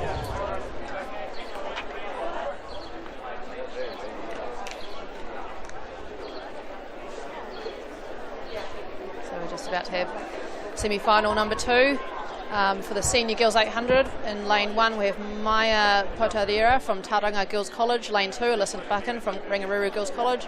Lane 3, Lisa Hellier from Onehunga High School, the twin sister of Sarah. Lane 4, Sophia Haynes from Dyson School for Girls. Lane 5, Bo Ritchie, St Peter's School. Lane 6, Bronwyn Rees-Jones from Cambridge High School. Lane 7, Mia Cowan Townley from Waimea College. And Lane 8, Sophie Weber from Woodford House. Yeah, good conditions today, Angie. It was cooled down a little bit early, but the sun's just come back out again, so it's definitely very warm out there today. It is indeed, and I think that's pretty good for 800. You probably wouldn't want it too hot for a really long distance event, but and obviously everyone's different within what they like, but I think that these are pretty fast conditions for the track, and you're only out there for 2 minutes, or just over or just under, depending on who you are. And that second semi-final is off, and as we say, we just saw the twin sister of Lisa Hellier in this heat in the previous semi, taking out that semi, so we'll see what her twin sister can do here, as well as all of these other girls who'll be trying to get that top 3 and make that final. Obviously we've got Bo Ritchie in here who competed at the World Juniors in the 800, 1500 earlier this year, a very spectacular athlete. With a PB of 2:06, so she'll be one to watch in the final, I'm sure, as long as she gets through here today. Jostling there as they come past the 200 metres in about 33 seconds, so they're on pace for about a 2:12.800 at this stage. Pace seems pretty solid. That's single file, which always indicates that the pace is pretty honest. That's right. Sorry, Bo Ritchie's PB is actually 2:05, not 2:06. Excuse me there. Exceptional time for her age. Yeah, you can see that pace might be just slowing a wee bit now as they bunch together a bit more. And we'll see what the first lap split is. Always a bit of an indication for these girls. And it seems similar to the first one, 68 through the 400, so it did slow a little bit on the home straight there. That first heat obviously went through in 67, so they're running pretty similar at the moment.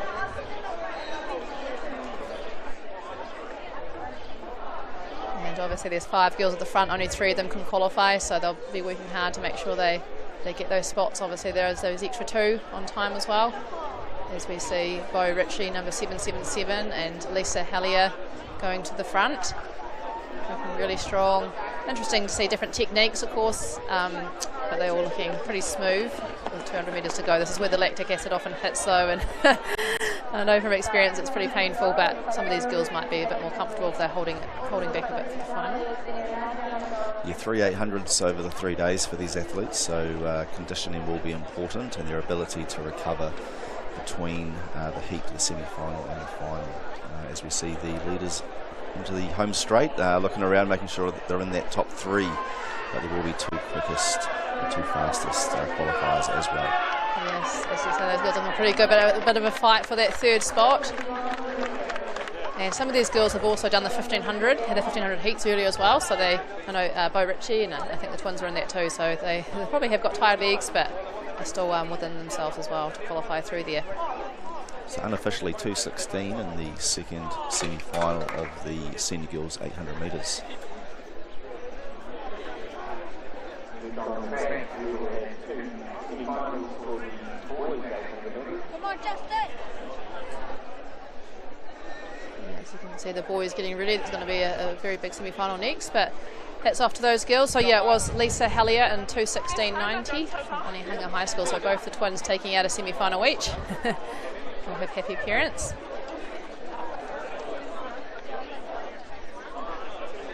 Come on, Justin!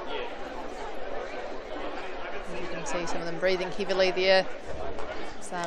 I reckon it's one of the highest vomit-inducing races, the 400 and the 800. I might be biased, but I do see it happen quite a bit. So good lineup here in the first semi-final of the senior men's 800 metres. The number 1 seed looks like it will be Angus Sevier from Kashmir High School in Otototai. We've also got a few runners there from Tamaki Makaurau, St Kittigan College, Timothy Wallace, Felix Field, New Plymouth Boys, George Wiley, Tauranga Boys College, Quinn Moss Kings, Blake Miskell from St Pat's College of Silverstream, and they're often underway in the first semi-final. This is going to be really interesting. Are they going to make it fast, or is it going to be technical? At the moment it's looking like it's fast. Obviously got George Wiley there, who has generally been more of a 15 3k guy. Good to see him doing the 800, something a bit shorter. Surely obviously has that speed as well. 27 seconds through 200 is pretty fast. They will slow down a little bit. That first 100 metres was quick, but look for the winning time to be under 2 minutes if they keep at this pace. Yeah, it's good to see Angus Sevier back there on the outside there in the maroon from Kashmir High School. He's back off his injury and looked good in the heat yesterday in that very fast heat. So he's sitting in second place there, looking strong in the semi at the moment as they all bunch in. Got Quinn Moss just in behind, stuck on the rail at the moment.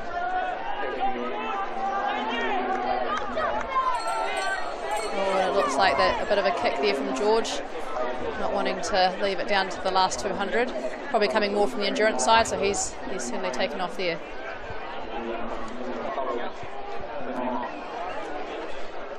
Blake Miskell from St Pat's Silverstream has now taken the lead, ahead of Angus Sevier from Kashmir High School. Also St Kentigern's College, Timothy Wallace in 3rd place as they run with 200 metres to go. Just under 130 there. Oh, it looks like George got clipped there. That's tough. It's yeah, so that's the thing with the 800, it can be very jostly.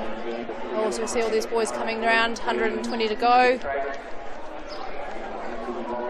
First 3 will qualify.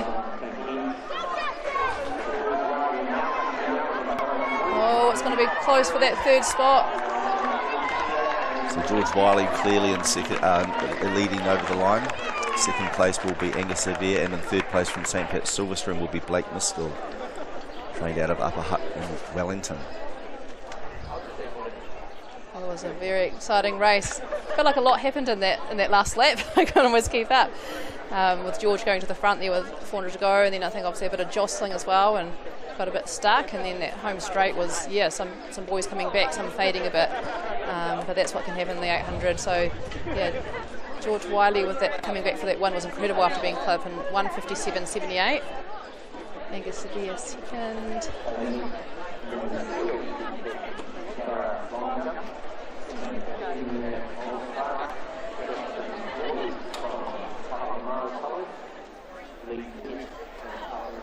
Great to see some of these boys doing a mix of events though.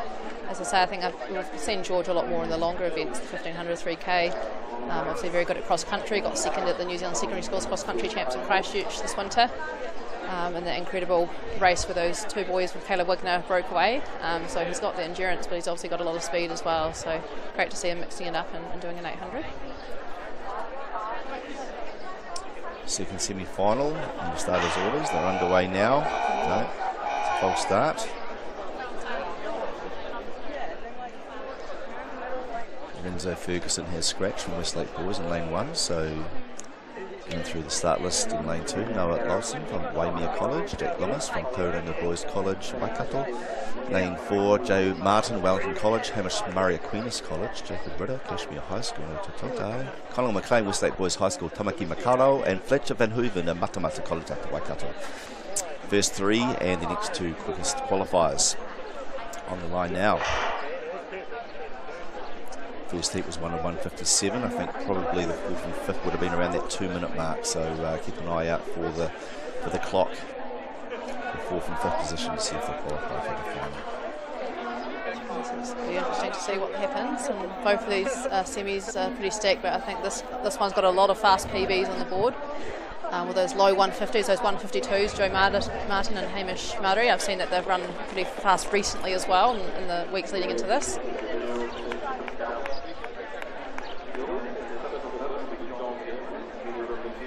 As we say, anything can happen, and it's not always what you expect, and never count yourself out. So some of these boys will be looking for personal best as well as having a shot for that final. So Angie, tell us what the athletes are going through right now. They've got 450 metres left. What's going through their minds as they approach the bell here in the semi-final? Probably feeling pretty uncomfortable already, but hopefully not too lactic yet. Normally that probably kicks in more in that kind of 300 to go, depending how hard the first part of the race has been. But yeah, I think it depends obviously on the athlete, but I usually I'm feeling pretty nerve-wracking as I'm coming around into this back straight and trying to find yourself a position. And if you want to overtake, you probably want to do it now on this back straight rather than around the bend, because obviously you'll be running wider. And that's Conal McLean at the front there, and Jacob Ritter, who's been running well recently as well from Kashmir High School. So they're on track to go under 2 minutes in the second semi-final here, the senior men's 800 metres here in Timaru. Great turnout today, and they're coming around now with 100 metres to go, and there's 5 runners in contention for the top 3. Oh, it's looking very close. Who's it going to be? It looks like all 5 will go through as qualifiers for the final. 5th place there in unofficially 1:57, which was pretty much the winning time in the first semi-final. So we should see 5 runners out of semi-final number 2 qualify for the final. Yeah, that was a very fast finish. Some of those boys looking pretty comfortable still, I must say. It's going to be interesting this final tomorrow. So that was Joe Martin taking the win from Wellington College in 1:56.55, and Hamish Murray from Queen's College 1:56.80. Also looking pretty good. I guess he's his PB is 4 seconds faster, so probably still had a bit left. Even though I think he was in that 1500 heat this morning as well. So some of these boys have a pretty busy weekend. Yeah, it's quite tough for a lot of these athletes. They're not used to running 3 rounds over 3 days, and it does require a different energy system. It does require the ability to recover between rounds and getting the nutrition right. It's not a one-off race that maybe they're used to running each weekend. They might come out and run an 800 or a 1500 at their local track. So to come out this weekend to run 3 times over 3 days is quite different from what they're used to. So and that's what makes a championship runner. You go to the Commonwealth Games, the Olympics, you'll also have to run 3 times, maybe even 4 times. So that's right. Yeah, and I guess it could be some people's. Obviously everyone needs to work on those rounds, but some people thrive off having rounds and probably almost get better as they go, and others will be better at one-off races. So you often see different results at championship races because of those people that can last the 3 days and come back and run super fast in the final, compared to maybe those that can just do great in a one-off race or a Diamond League type event at international level. But yeah, so we had Jacob Ritter in 3rd place there, 156.82 from Cashmere High School, and Connell McLean, Westlake Boys High School, 157.03. Noah Lawson, from Waimea College, 159.68. So those 4th and 5th place boys also through. So it looks like we have the race walk on the track next here in Timaru. Next race of the weekend, and Naikai Uma, these runners, walkers in the last race, having given it a good shot today to be in that final. So it says 3k track walk, but if it's starting at the finish line, that means it should be just a 2k track walk. So we'll just keep an eye on that.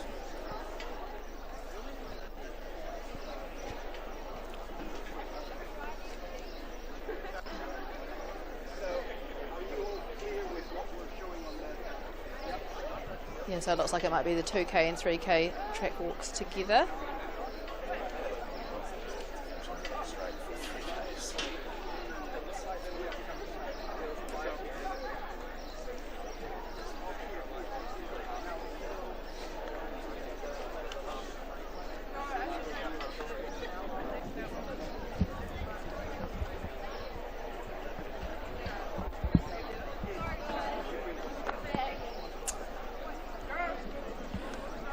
So in the 2k race walk in the juniors, we have Amy O'Rourke, Ngatawa Diocesan School, Annabelle Grant, Aorangi Ururu Girls School out at Ototai, Molly Michael, St Andrews College, Addison Campbell, Timaru Girls High School, the local representative, Alyssa Brown, Lincoln High School, Hayley Hoare, Villa Maria College, and Taylor Sutton, St Mary's College, Peniki.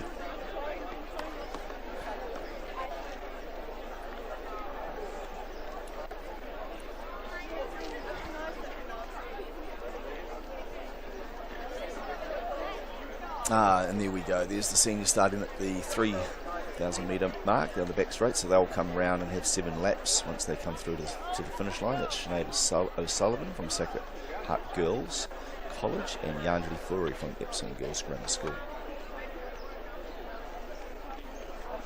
Shout out to our commercial partners here today. We have Whakata Māori, the broadcast platform, Bailey's, Caltex, New Zealand Carbon Farming, and Apollo Projects from Christchurch.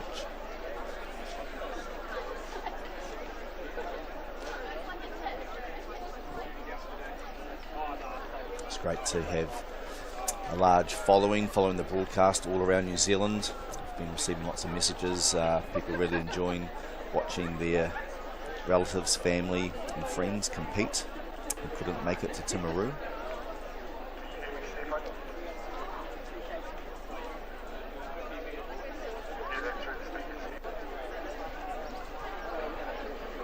Yeah, pretty cool they can do these 2 events at the same time. It'll be interesting dynamics having 2 events going around.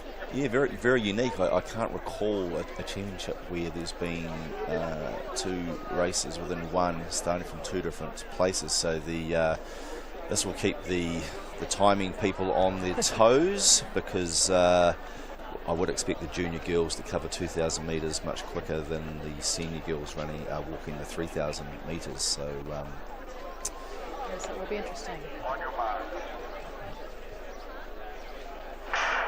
And in the triple jump, senior girls, 11.54 for Annalyn Rudd, Samuel Marsden Collegiate. Second, Lauren Barrett Hamilton, Green Bay High School, Tamaki Matarao, 11.27, Zara Rattray, Hamilton Girls High School, Waikato, 11.11, and fourth, Juliet McKinley, Whanganui Collegiate. 10.77. Lisa Lockman, Otago Girls High School, 10.69 metres. Eliza McDonald, Rangilulu Girls School, Ototai, 10.26 metres. Hunter Avery, Havelock North High School, 10.13. And Anna Knight from Te Araha College, 10.05 metres. Girls triple jump. Also Gazelle Kenworthy, Wellington Girls College, 9.68 metres. Newland Riseborough, Westlake Girls High School, Tamaki Makaro, 9.65 metres. And back to the race walk. With the senior girls, the race walk, taking place over 3,000 metres. And currently down the back straight we have the junior girls walking 2,000 metres. Both these girls will get a medal as long as they finish and don't get disqualified, and I guess that's a huge part of race walking is going as fast as you can without making yourself get disqualified. So it'll be interesting to see the race tactics here. Yes, there will be judges approximately every 100 metres. They'll be watching the form, making sure that they don't breach the World Athletics rules. Have to have one foot planted on the ground at all times. Can't be seen to be in the air. That's right, and all credit to them. I mean, gosh, I think it's amazing at the speed that they're walking at. And a lot of them are walking at a faster pace than some people can run. A lot of people can run. So I remember going on a run in Melbourne actually before the Commonwealth Games with Alana Barber, of course one of New Zealand's best ever race walkers, and she was doing a tempo walk at the same time. And I thought, goodness me, there's no way I'd be able to walk anywhere near that quick as I was on my run. It wasn't like I was running that slow either. So yeah, they are walking very fast. Of course, Alana Barber competed at the Olympics and Commonwealth Games, and I'm sure that's the aim of some of these athletes, looking up to some of those previous race walkers that we've had in New Zealand, as well as Quinton Rue, of course. He's on a few teams with him over the years, and yeah, we've had a pretty good history in race walking. Yeah, very proud history. Go back to Norman Reid. We've had Scott Barrett, 1998 Commonwealth Games in Kuala Lumpur. We've also had Tony Sargison, originally from Hawke's Bay, living in Auckland now. Got a medal at Commonwealth Games in the race walk. And then we look back to the long distance race walkers back in the day with Sandy Barfoot, who was a pioneer of road walking for a very long time.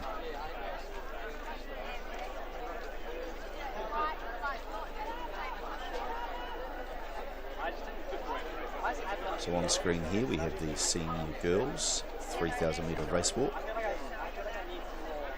3 minutes and 11 seconds for 800 metres. That's incredible. I've just had a message from Lucas Martin updating me about the race walking. Sorry, I got it a bit wrong. So apparently the race walks have always been done, both distances start at the same time at the National Secondary Schools.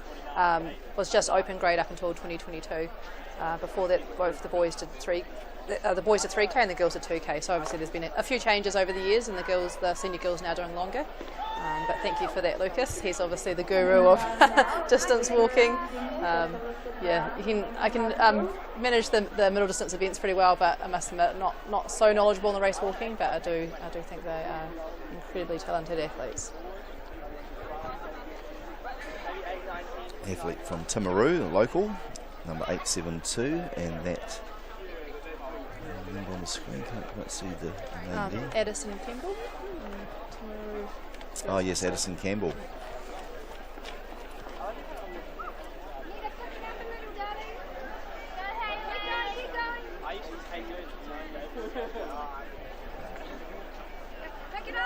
Now that I've been not running as well, I kind of want to I'm not really bothered about losing.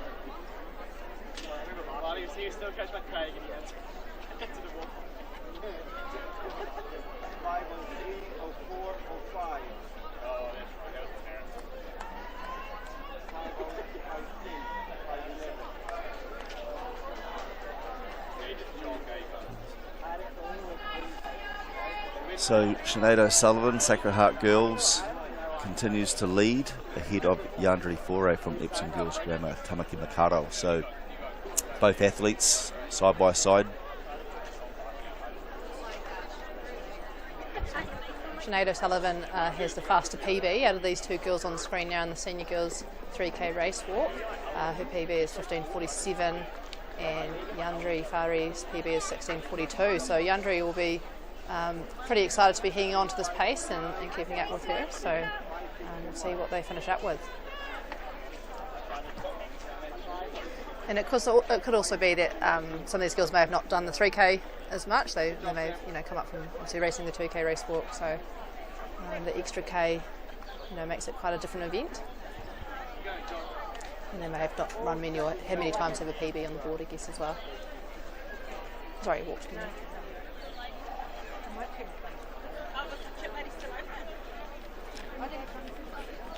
It's pretty warm out there today in Timaru. There's a slight breeze looking at the flags outside, but good to see that Sinead having a hat on just to take the heat off her forehead. It might just cool her down a little bit. They're out there for 15 minutes, so it is the longest event on the track, probably from a time perspective for these athletes this weekend.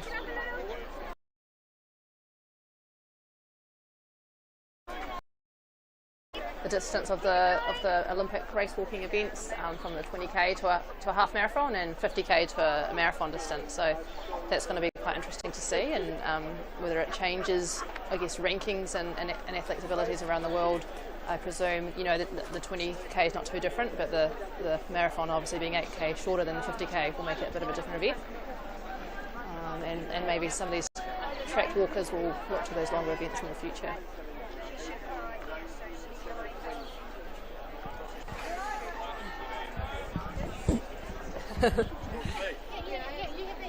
Also with that change, just interesting fun facts. I saw that they're going to have a 4x1 as a mixed event, which is going to be really interesting because, of course, when you have male sprinters passing the baton to female sprinters, I don't know if that could cause, maybe the odd mishap, because I guess there is a bit of a difference there in speed. But I think it's going to be pretty exciting for the sport, seeing some changes happening in world athletics over the years, keeping up with, I guess, modern times, and obviously keeping in the standard events, but also a few changes. Yeah, the sport does look to evolve, and athletics has been a true sport that's really innovated in recent years with the medley events at the World Athletics Relays, constantly refining the heights for the steeplechase. I know here this weekend the record held by Jeff Shaw, 5:52 in 1975, was actually over a different height than what the athletes of today compete over. So yes, I guess it is keeping up. Sometimes you think, oh no, you want to keep it as it is, make it the same. But I guess we do have to go with the times, and also think, I saw the treadmill world champs are going to become a thing. So that seems completely different to me. And us track runners, oh gosh, you can't run on the treadmill competition. But I think there's so many people that do run on treadmills around the world, and that will probably incorporate a lot more people, get a lot more people involved that might want to compete and competitively on treadmill running. And so we've got to go with these times and be excited for our sport, as well as keeping some of that history as well. So they've been walking now for just over 9 minutes based on their seed times. There's probably another 6 minutes or so left for these two walkers. We also have the junior girls 2,000 metre race walk happening simultaneously, so you'll see some athletes in the background. Timaru Girls High School there, that will be Addison Campbell. Just hit it. Molly Michael looking good there, number 656, just in behind on the screen with you. From St Andrews College. See, in that 2K walk, it looks like there's quite a few Christchurch schools, interestingly, with Rangiora, St Andrews, Lincoln High School and Villa Maria. 3 laps left now for the senior girls 3,000 metre race walk. And we now just have the finisher in the 2,000 metre race walk.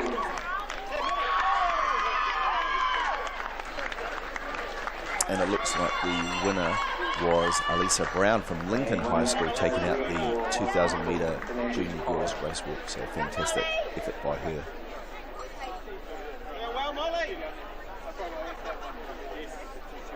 back to the senior girls race walk.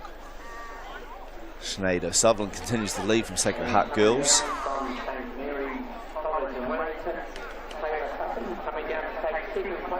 Andrew Foray from Epsom Girls Grammar in behind now. Maybe just starting to pull away slowly. There is a bit of a difference there in seed times, and Sinead is starting to slowly pull that bungee cord now, and it might have been broken. Andrew Foray is just slipping off the pace as Sinead Sutherland looks around. 2.5 laps or 1 kilometre left in the senior girls 3,000 metre race walk. Both athletes will have to keep an eye on their form. There are race judges here monitoring their technique, and it's important that only one foot remains on the ground at all times. They will receive a warning before if a disqualification is required. Haven't seen any warning flags go up, so hopefully that's how we could have missed it though. Obviously the camera's not really showing, so as we see her pull away.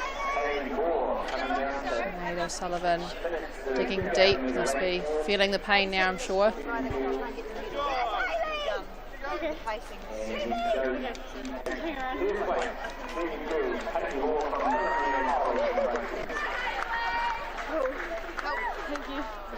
So approaching 2 laps left in the senior girls 3,000 metre race walk, and it's just under 12 minutes on the clock.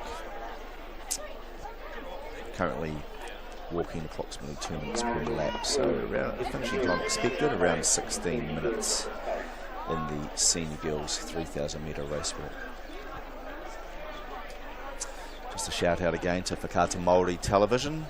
Great to have them as the broadcast partner for this event. The 51st New Zealand Secondary School Track and Field Champs hosted here at Aorangi Park in Timaru. Also Bailey's, Caltex, New Zealand Carbon Farming and Apollo Projects out of Christchurch.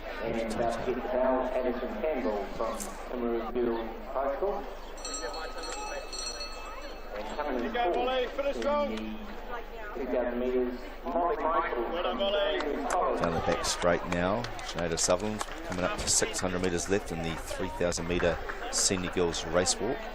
Andrew Foray was with her for the first half of this event, but has now slipped off the pace, back into second place.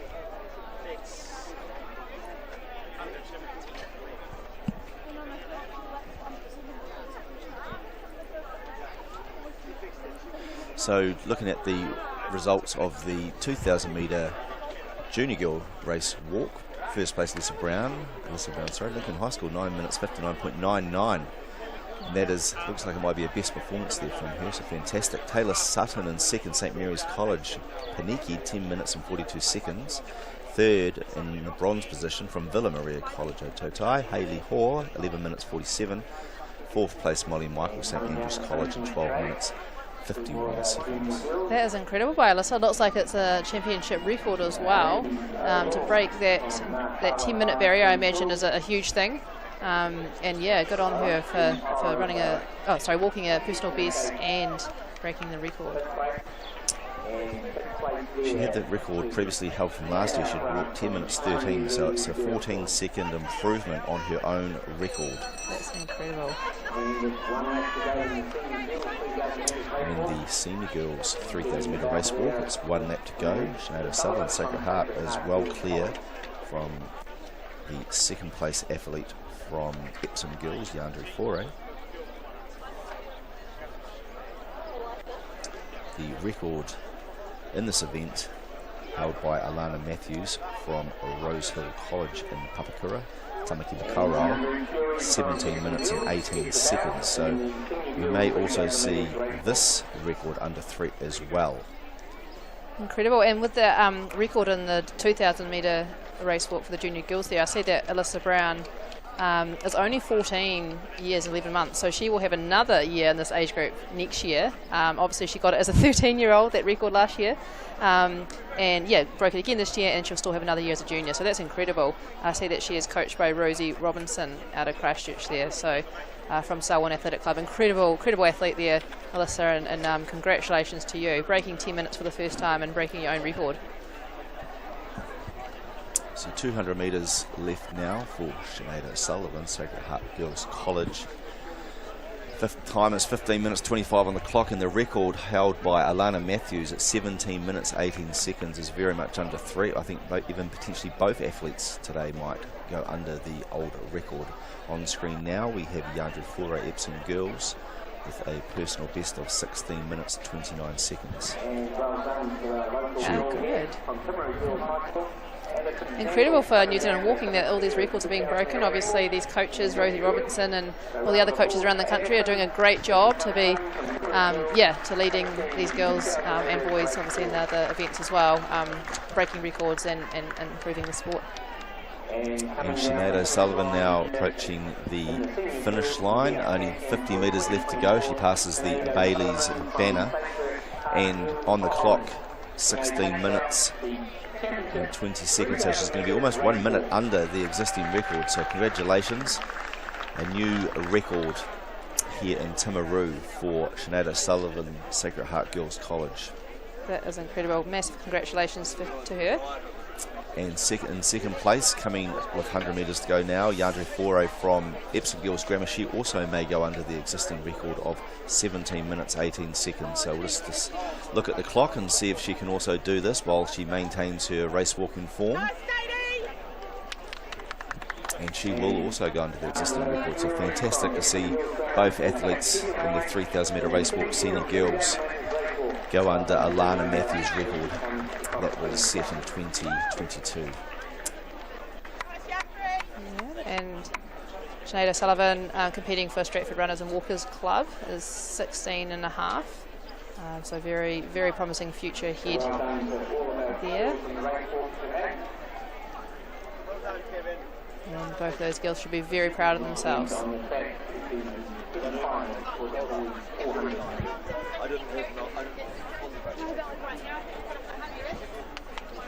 Oh, and I'm going to have to head off and feed my baby. He's got a wee 7-week-old baby there, so very excited for these 400 metre races coming up. And yeah, I'm sure all the viewers are looking forward to watching their friends and family as we've got some of the 400 semis coming up, and as well as 200 metre races. And also the extra 300 metre hurdles race had to be added to the schedule for the junior girls there. Just too many girls to only have 2 rounds, so that's looking great for the sport. And I think, yeah, sports are in good hands, and there's so many incredible juniors coming through the rounds, and it's so great to see. It's been a while since I competed at national secondary schools, my last one being 2009. So yeah, so well done to all the athletes that have competed so far, and remember, if you didn't get the result you wanted, there's always next time.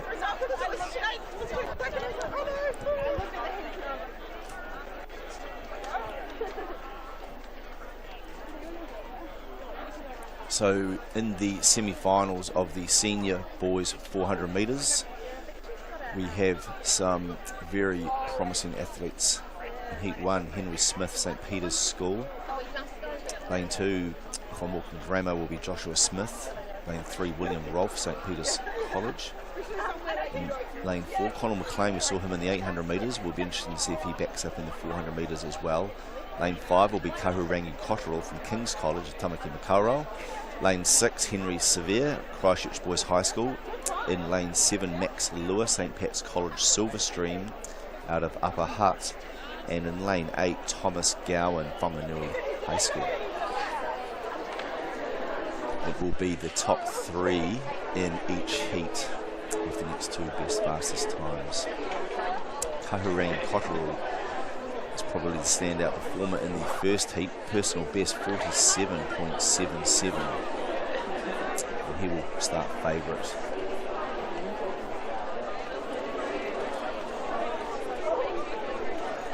So the runners are just coming around the track now to take their place in the senior boys 400 metres. There's been some impressive performances over this weekend, but it's also been great to see the participation as well, and kids having a good time. Just looking out the window now, there's a lot of camaraderie amongst the athletes from all different schools, different regions, come together at a national event and will form long-lasting friendships, no doubt, as they compete in these events in years to come and then graduate from school and move on into the representing their club, maybe their centre, and maybe one day their country as well. We've seen many athletes progress through to World Cross Country Champs, the Commonwealth Games, the Olympic Games. Some other athletes have taken US college running scholarships in America and combined that with their studies.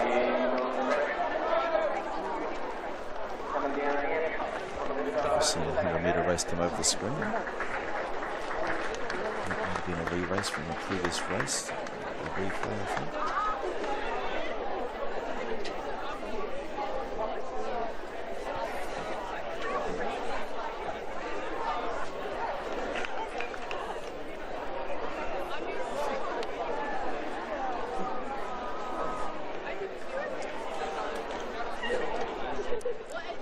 Athletes competing this weekend have put in the mahi over the last few months to be prepared for the national stage. A lot of them have their coaches here this weekend, and the majority of those coaches are in a volunteer capacity, so big thank you to all the coaches, but also the officials are here officiating. There's be over 100 officials here this weekend, and they all officiate with a smile on their face, and it's great to see, and hopefully the athletes appreciate the hard mahi they put in over the 3 days. It's a long time in the sun over the 3 days, and it's good to see the hats and sunscreen is provided by the local organising committee. It's quite overcast here in Timaru, but the sun is very strong coming through the clouds, and I suspect it would be around 24-25 degrees. The 400-metre athletes are putting their blocks now on the track. As we know, this is the longest laned event on the schedule, the 400 metres. We'll see the 800 metres tomorrow in the finals. There'll be some exciting talent coming through in those races.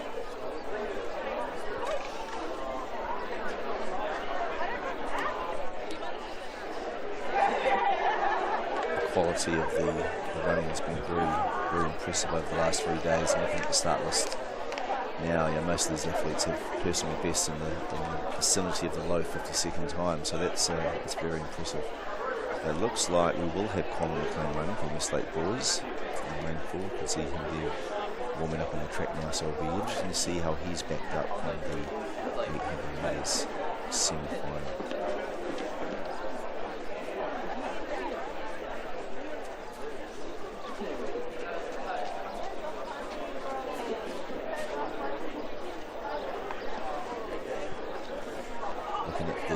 Records in the 400 metres. Bailey Stewart, Sacred Heart College in 2014, so 10 years ago now, ran 46.67. It's a very impressive time. Other records. Richard Potts in the 1500 metres, very old record, 1989. I was in my third form, or year 9, competing in 1989. I remember watching the senior boys 1500 metres, and they were running very fast back on that particular day. And of course, Jeff Shaw, Northcote College, 1975, 5 minutes 52.9. That'll be a record that will take some beating, as all records do. It's not too far away here now from the senior boys 400 metre semi-finals.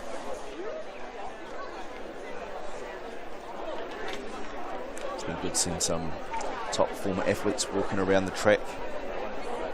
Now often a lot of them now have children competing. I've seen Thomas Waldron and Scott Waldron both represented the Hurricanes. Thomas Waldron represented England in rugby. They both have their children competing here today. I've noticed Craig Kirkwood, he ran for New Zealand at the Commonwealth Games. In the marathon, he's coaching Sam Roof at Aorangi Boys College.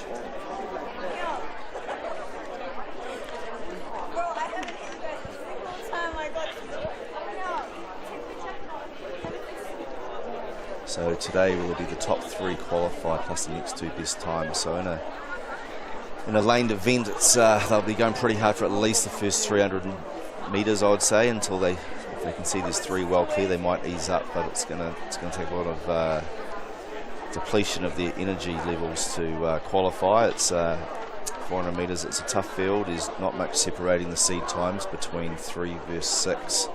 Aorangi Cotterell is the clear star performer. He is the only athlete in this field to have broken 49 seconds, and he's run 47.77, which would hold up in most years' championships. So let's see how he looks.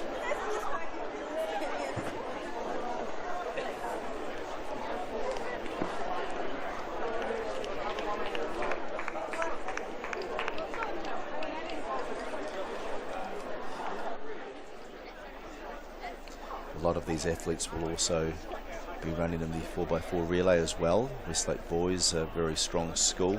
Tauranga boys are well represented this weekend. No doubt they'll also have a team. King's College from Tamaki Makaurau will also have a very strong team. So any of these runners in the semi-finals will likely be their anchor runner for their college.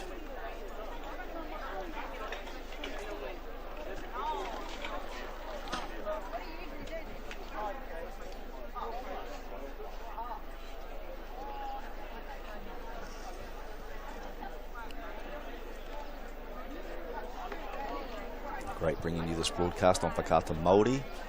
Thank you to Bailey's, New Zealand Carbon Farming, Caltex and Apollo Projects for making this broadcast possible to bring to you on Whakaata Māori.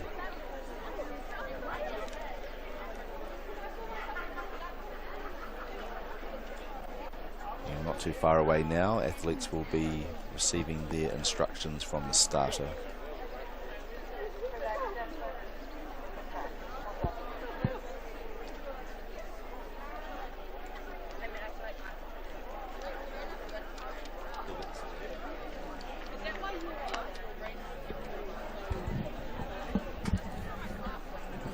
We've got Keely now joined us in commentary, the high jumper, very promising high jumper.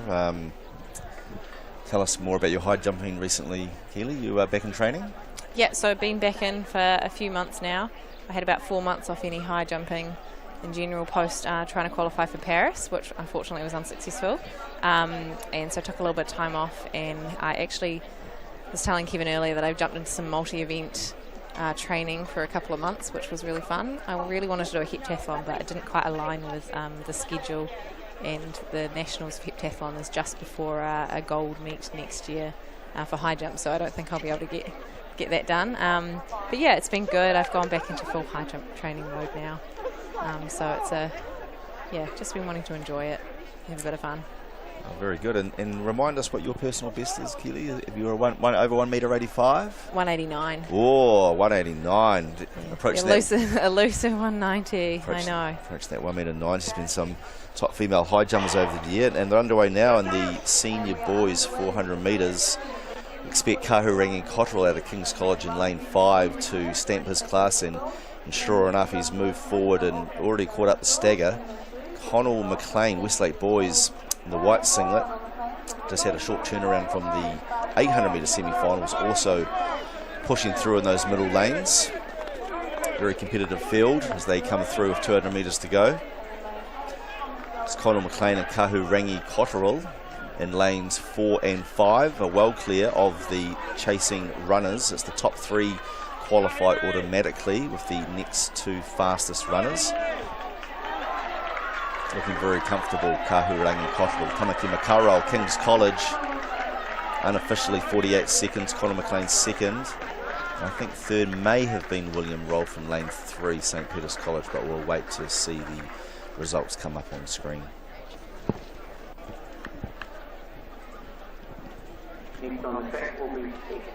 A few of them with some lactic in their legs at the moment.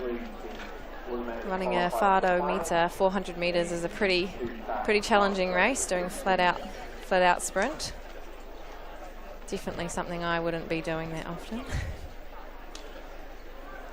So 49.32 for Aorangi Cotterell, King's College. Tamaki Makaurau In second, Conor McLean, 50 seconds, .00 from Westlake Boys High School, also Tamaki Makaro. And in third, William Rolfe, St. Peter's College, 51.18. So they'll be the first three into the final. Currently, Henry Sevier and Max Lua are the two people on the bubble on 51.33 and 51.78. So let's see what the fourth and fifth runners can do in the second semi-final. They'll need to exceed or go under 51.78 to make the final. So doing a heptathlon, Keely, clearly high jump being your number one event, you would get a lot of points. So that would give you a pretty good head start for the other six. What would be your what's your next best event in the heptathlon, and what might be your event that's got the most improvement required to bring you up to a world-class heptathlete? Probably either javelin or 800 metres would be the one that would be needing to be improved quite substantially. I would say running, maybe a 200 or a hurdles. Hurdles, I would need to do a few races though. I actually haven't run a hurdles race since I was younger, but I've been in training. It's been going pretty good. Would take a bit of time, but I'd say just maybe the running in general, or maybe even a long jump. But hey, I'm very far from world class in any other event except high jump. So they would all take probably a solid year before they would become a lot better.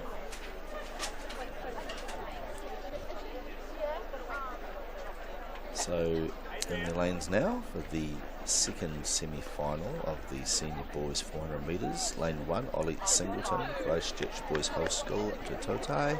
Zach Sable Barbosa, St. Bede's College, also from Ototai. Lane 3, Harrison Lang, Christ College. Lane 4, Hunter Scott, Christchurch Boys High School. Lane 5, Ollie Davis, Central Southland College. Lane 6, Noah King, Northcote College. Proud history, we mentioned Jeff Shaw holding the record earlier. And they're underway now. Lane 7, Cody Armstrong, Mount Aspiring, and in Lane 8, Zach Walton, Christchurch Boys. So a pretty even start. Looks like in Lane 4, perhaps Hunter Scott's starting to make up the stagger already. It's been one runner really pushing forward to Lane 8 as well. Zach Walton off to a pretty good start, but of course the stagger will bring him back into line with the other runners. But in Lane 4 at the moment, Hunter Scott, Christchurch Boys, he's well clear. And the top three go through automatically. And we'll look at the clock for fourth and fifth at the moment. 51.78 will be the fastest qualifier through in the fifth spot. So top three at the moment, approaching the line, and keep an eye out for fourth and fifth. Hunter looking over his shoulder multiple times, just trying to gauge that he's safe, but he is definitely safely through with that win. It's pretty competitive, only having 2 heats with 3 plus the next 2 best times, so they'll all be trying to go as fast as they can to get through into that final. So we've just got some times coming through. Hunter Scott there from Christchurch Boys High School, 49.08. Noah King in second from Northcote College, 49.65. And Harrison Lang from Christ College with 49.84. And that's a personal best for Harrison there. It's a really solid effort. We've seen so many personal bests throughout the day. And same with Ollie Davis as well, who's in the the first provisional spot at the moment. He just achieved a personal best too. So it looks like the 2 qualifiers might have come out of the second semi-final. Ollie Davis and Cody Armstrong. But all great performances from these athletes. You know, to have 7 runners running 52 seconds, 400 metres is very impressive.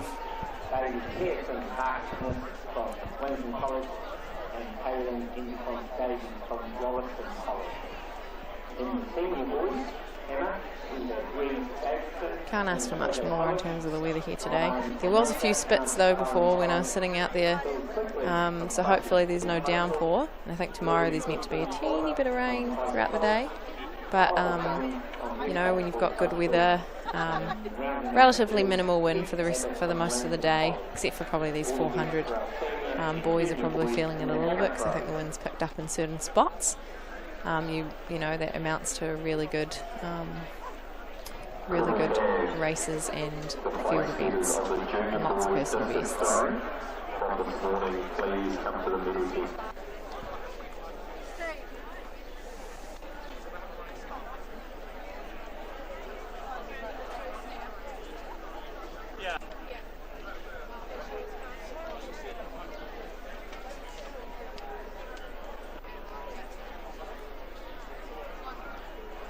So Marina here at Whare Harakina Aorangi Park here in Timaru. Great to see all these young rangatahi here competing across a range of different events, starting from low meter right through to the Toru Manu meter, the 3,000 meters. And of course, there are also field events as well. Pia Maitai to Piki. We have the Kairere to Toko yesterday. We saw some athletes clearing 3 meters. Of course, Valerie Adams, very proud heritage we have in the Hangamata, and also the Pekitoru. We have that event as well here as well. The senior girls and the Pekitoru was just before as well. I'm unsure where the senior boys are. Maybe they're tomorrow. However, we did see, the senior girls up there, and actually in the Pekitoru at the moment is the junior boys, so they are currently running.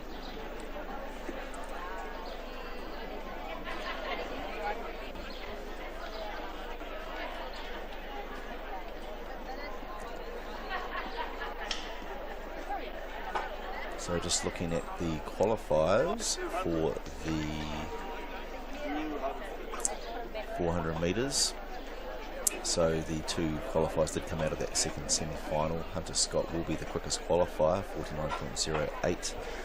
Kahurangi Cotterill from King's College, the top seeded athlete in the event, qualified second, 49.32. Noah King, Northcote College, 49.65. Harrison Landchrist College, 49.84. Conor McLean, the 400-800 metre specialist from Westlake Boys High School, Tamaki Makaurau, 50.00. And William Rolfin, 6th qualifier, St Peter's College, 51.18. And the 2 qualifiers through from the second semi-final, Ollie Davis, Central Southland College, 50.39. And Cody Armstrong, Mount Aspiring College, 50.61. So they'll be the 8 runners that will compete tomorrow for the crown of the senior boys 400 metres. I'd also expect some of those runners, Christchurch Boys High School, will be very strong in the Tangawha roll meter, which is the 4x4 relay.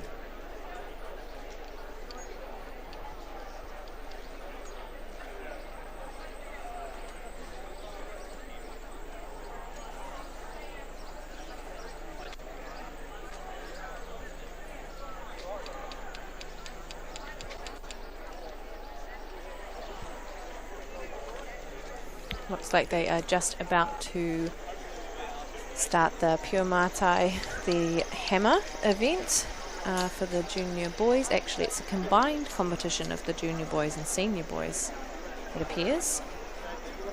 Due to start at 4:15. So it looks like they're just doing all their final warm-ups.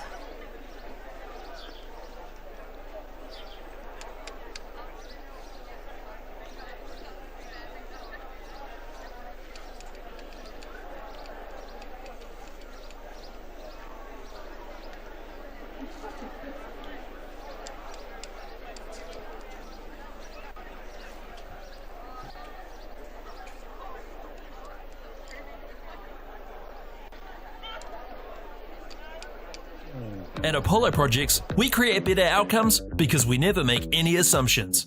Like at this dairy dryer. The cladding on the building that houses the dairy dryer needed to be replaced. So, they called us up. First, we inspected the cladding. The cost implications of shutting the dryer down were huge, particularly from the loss of production, which is much higher than the actual reclad costs. So, we came together as a team. We said, why don't we replace the cladding while the dryer is still operational? No one had ever done that before, which meant working with the client on hygiene requirements. We wrapped the dryer in 2 layers to create a hygiene envelope. While the old panels were removed, and the new ones installed, all while the dryer continued to work. By thinking outside the square and working as a team, the project was completed with no disruption to production, and it was a world first. Apollo projects. No assumptions, better outcomes. The forest should never have been taken off this steep hill country that's eroding, and it makes absolute sense to afforest those hills. What we're doing here is using the exotics to help that process get established. We're looking at a managed transition process where those pines are progressively thinned as the native understory establishes. We're trying to do several things here. Soak up carbon, establish native forest, and we're trying to improve biodiversity. You're achieving an awful lot with one program of activity. Okay. Yes. Okay. Yeah. This isn't about long-distance calling, technology, or living overseas. Do I have one more bid? Thank you. We're going to go once. We're going twice. And we are sold to the Kiwi phone bidder from Manchester. It's about Bailey's finding buyers that others can't. This is Timaru, an event that is held this morning. To assist with this will be Aorangi, a 3-time 100-metre New Zealand champion, a Munich Olympian, and a Commonwealth Games 4x100-metre relay gold medalist. It looks like they're just adjusting some of the hammer cages. My understanding is that people can, each person can have adjustments to the hammer as to which way that they throw, so that it can open up. I don't quote me on that if you are a thrower and it is incorrect. I apologise, but that is my understanding. Which would just add a little bit of time. Here's the start list there for the senior boys Pū Mai Tai hammer throw. We've got Reed Davidson from Langitoto College, Ryan Enoka from Mount Aspiring College, Bill Quigley from Christchurch Boys High School, Louis Tu Puala from Christ College, Oliver Chung from Westlake Boys High School, and Heath Abbott from Wellington College. It appears that it is quite a small field, and they are running it concurrently with the junior boys at the same time.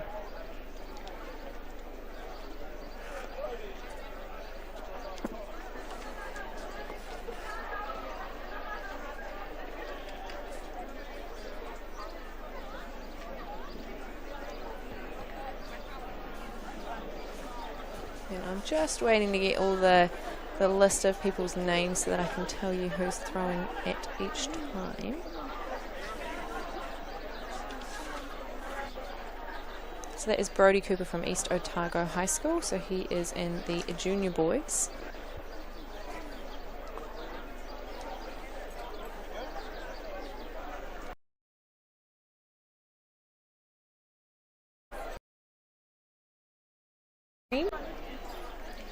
There's a little bit of rivalry in the Wellington region between St Patrick's Silverstream and St Patrick's in town. So probably they would appreciate the distinction between the two schools. Yes, very much a strong rivalry there. They compete in the Old Boys Cup between just the two schools, and then they have the McKevity Shield, which consists of Wellington College, Rongotai College, Scots College, and then both St Patrick's schools. About 35 kilometres apart between Silverstream and Kilburnie, which is near Wellington Airport. You drive past the St Patrick's College as you leave the airport and head towards the city of Wellington. Good release. Seems to be pretty happy. He's holding the pose, giving himself a clap. The judges have given him the white flag, which means this throw will count. With a proud history of hammer throwers over the years, Angus Cooper holds the New Zealand record, 73 metres and 10. Philip Jensen, 72.06 back in the day, and been a few other good names over the years. Probably most recent name, Matthew Bloxham, ranked 7th, 64 metres 90. It's a hard event, the hammer throw. But now we have the senior girls 200 metres senior semi-finals. I'll hand over to Kelly to read out the start list. So we've got in lane number 1, Athena Favakis from Palmerston North Girls High School. Lane 2, Jacinta Hogland from Avonside Girls High. Lane 3, Mila Taylor from St. Peter's School. Lane 4 from Eden Innes from Rolleston College, Ngotatahi. Lane 5, Charlotte Goldsmith from St. Cuth's.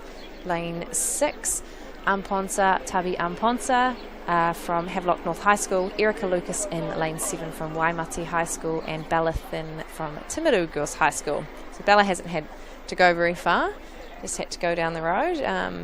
So it's awesome to see the turnout as well that we've had of the Timaru locals at this competition. And so Charlotte Goldsmith from St. Cuthbert's College is probably the one who will be hoping to take this one out and progress through to the final. She's had a pretty solid 100-metre race day so far, leading the way there within the top 2 in the senior Raumita 100 metres. And they're in their blocks and they're off. And that is Charlotte Goldsmith in lane 5 there, coming through around the bend. So as they come through to the Raumita, the 100-metre mark, it is Charlotte Goldsmith, who is looking very comfortable in the front there. And the top 2 in each heat, so it will be a pretty close race there between the outer lane. But I think it was Bella Thin who took that one out over Erica Lucas. The results will show up shortly, which will give us the final 2 going through to the next round.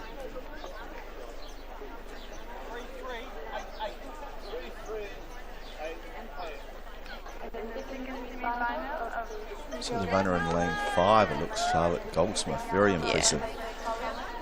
Look forward to the final tomorrow, seeing her compete 24.51, which is a very impressive time, and to put that into perspective, the current record held at these championships. April Bro back in 2002, 22 years ago now, ran 23.91. So Charlotte Goldsmith did shut it down a little bit near the end, and I think tomorrow in the final she'll be looking to go under 24 seconds. She has a personal best of 24 flat, so she'll definitely be chasing that record, I would say. And in the performances she's done so far in the 100 metres and 200 metres, she is looking in very good condition to do so.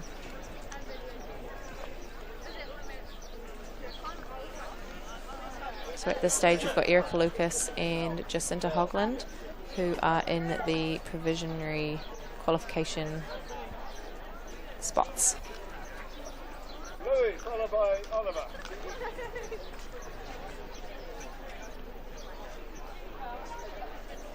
We have Heat 2 coming up. We've got Emma Young from Rangitoto in lane 1, Bao Zen Tan from Riccarton High in lane 2, Sophie Mercer from Rolleston College in lane 3, Mia Bentley from Long Bay College in lane 4, Sienna Wright from Craighead Diocesan in 5, 6, Caitlin Black from Aquinas College, Tika Randell in lane 7, and lane 8, Jodie Blackwood. They are more than away. It's quite hard to tell from this angle who's definitely in front. I think it may be Tika Randell in lane 7 there from Morrinsville College. Also ran an impressive personal best in the 100 metres to get through, so she'll be very happy to take that one out as well. I think maybe Caitlin Black in 2nd, and then Maya Bentley from Long Bay College, Tamaki Makaurau in 3rd.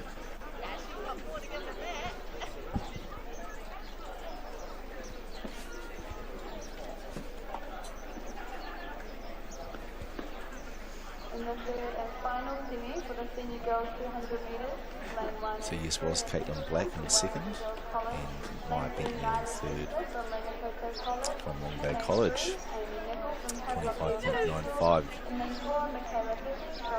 Plus 2.8 tail though, so an illegal wind, but in a championship event that's not so much of a concern. You know, all of these girls will just be trying to get through into the final.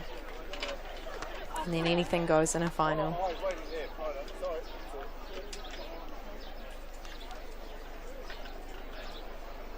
Doing the qualifying and the semis is often a lot harder than the final, because in the final a little bit of that pressure's off, but getting there's the biggest part and the hardest part. So these girls will be able to, those ones that are getting through, will just be able to run their hearts out tomorrow and hopefully come away with the personal best or a medal.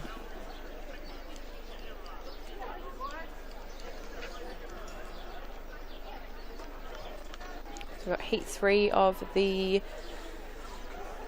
Ruaro metre, 200 metre senior girls coming up. We have Brian Nicholson, Wellington Girls College in lane 1, Nyla Spencer from Rangitoto College in lane 2, Amy Nicol, Havelock North High School in lane 3, Michaela Fitty from Nayland College in lane 4, Kendra Scully Tui from Mount Albert Grammar in lane 5, Samantha Lathwood from Takapuna Grammar in lane 6, Mia De Jager from Rotatuna High School in Hamilton in lane 7, and in lane 8 we have Hannah Hickson from John Paul College. So a lot of these girls we've seen through numerous events throughout the day. Most of them have been doing a little bit of running in the 100 metres. Mia De Jager and Hannah Hickson were both in the senior girls Tupeke high jump this morning. Mia De Jager took that title out, so she was the gold medalist in that event. She's also a very, very good 200 metre runner, and as well as a lot of these girls in this race today will be gunning for a spot in the final.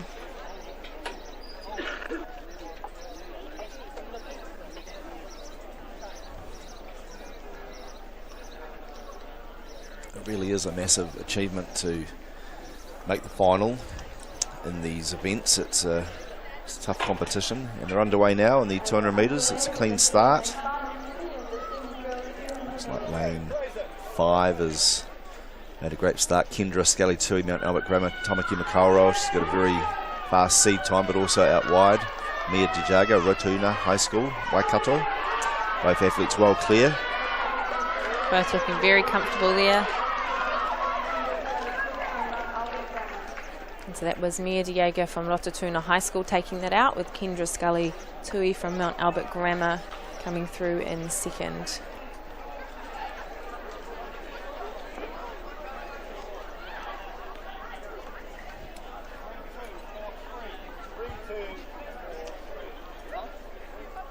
And now we can call them para-athletes. All of the medals will be presented tomorrow. And shortly the results for that will pop up on the screen in front of you.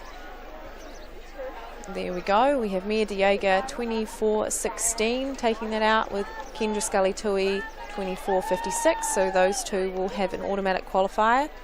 In third place we have Amy Nicol with 25.40 and Samantha Lathwood with 25.45. It appears that they will have the two next best times going through into the final as well.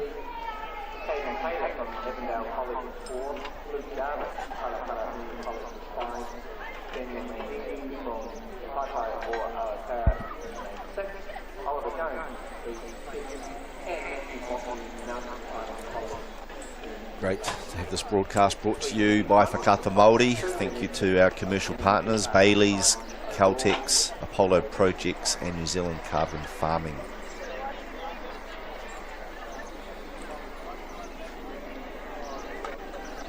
Quite excited to see the final of the 200 metre senior girls tomorrow. Some very, very top talent, and we'll put that record held by April Bro from 2002, 23.91. It will be under threat tomorrow if conditions do remain like they are today. I have heard the forecast could see a bit of rain tomorrow, but hopefully that doesn't dampen the performances, because it would be great to see some of these older records broken. I know the longest standing record, 1975, I've mentioned him a few times on this broadcast, Jeff Shaw. Both his sons represented Auckland and Otago in first class cricket. Both pretty handy golfers. Unlike Jeff, they have a third son, Jared, too, quite a handy golfer. He plays on for 6.2 out of Royal Auckland at the moment. very sporty family and now producing grandchildren. But they're underway now in the 200 metres. Senior boys semi-finals. Look for Caden Taylor, Avondale College in 4, and sure enough there he is, Caden Taylor really making his mark. In lane 5, Luke Jarvis, Paraparam College. But Caden Taylor easing up over the finish line. Luke Jarvis, Paraparam College also through. It'll be the top 2 and the next best 2 to get through. And we have Kevin O'Sullivan joining us again. Good to see you, Kevin. Stepping in to the commentary position, releasing Keely O'Hagan, who's been doing a great job here today on the second day of the New Zealand Secondary Schools Track and Field Championships at Aorangi Park here in Timaru. And there's the results that the race that Carl has just been calling. Caden Taylor looking pretty impressive over both 100 and 200. He's going to be quite a challenge to all the other athletes if they wanted to hit him home.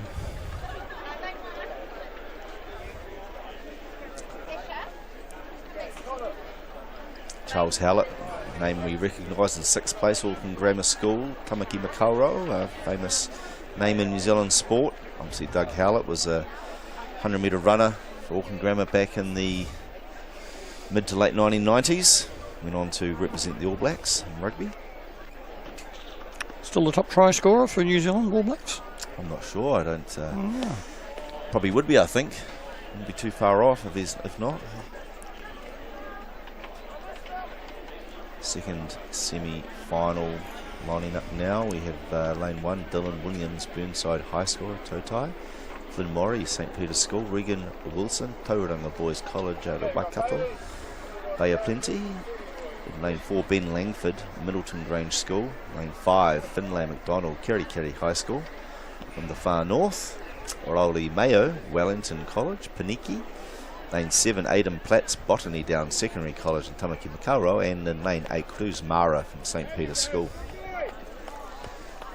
So just a reminder, it is the top 2 qualify from each semi-final, and then the next fastest 2 qualifiers. So to really give yourself a chance, you really need to be in that top 2 and not really want to have results go your own way, do you, Kevin? You really want to take it, control your own destiny if you can.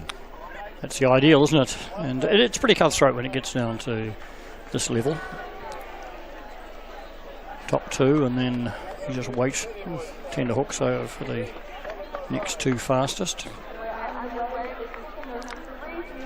And again, we probably look to the centre of the track. Once again, there is a seeding that takes place, and it would look in lanes 5, 6 and 7.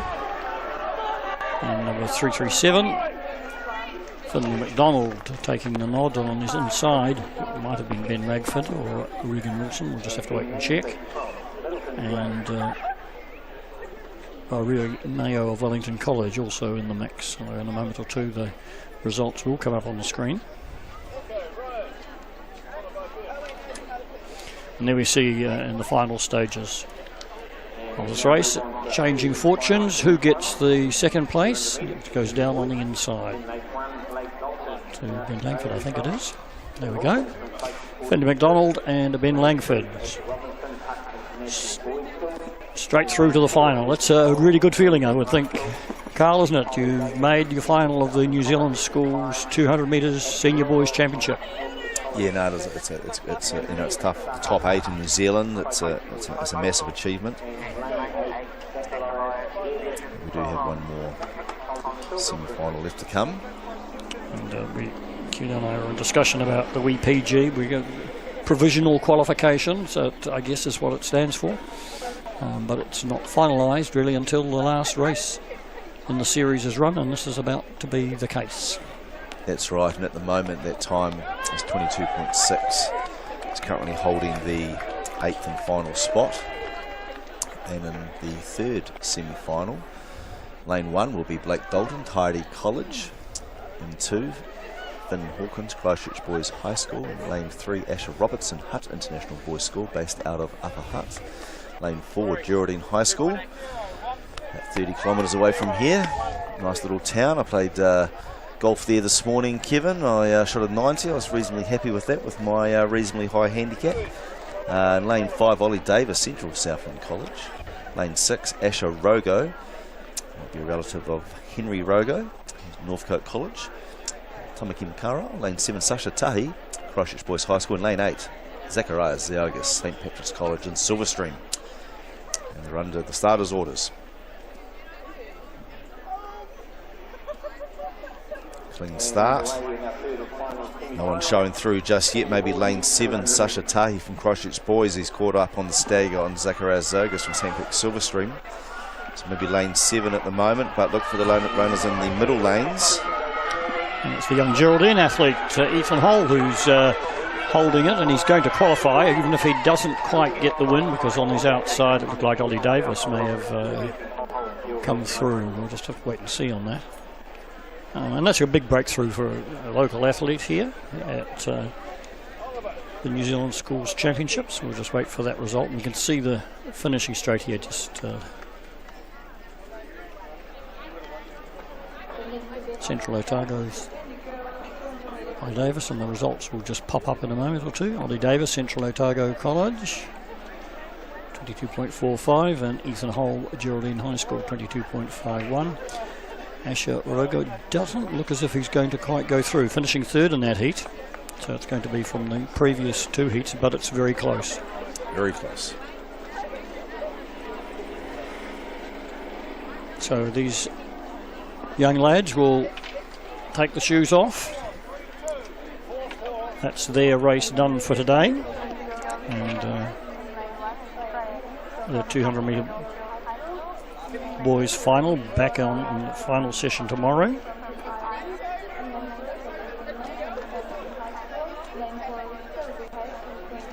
And we'll see that event take place at 1:10 tomorrow, senior boys final. And we switch back to the hammer throw. 6 juniors and 6 seniors competing in this event.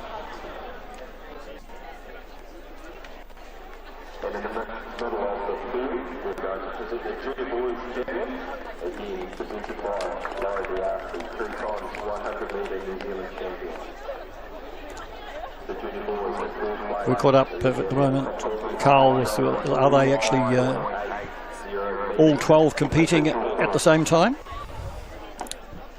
Yes, I'm not sure if they are. Are they competing? Are they together? I'm not actually sure. It's scheduled time-wise, I think, together. That would make a little bit of sense if they're able to do that later in the program. Yeah, they combined the walks earlier, the junior and senior girls walks, 2,000, 3,000 metres, so maybe it would be no surprise if they actually did the same here. You know, we are running to a pretty tight schedule. There's a lot of events to get through, both field events and track events. Just looking outside now, we can see the it's like maybe the junior girls 200 metres on the track.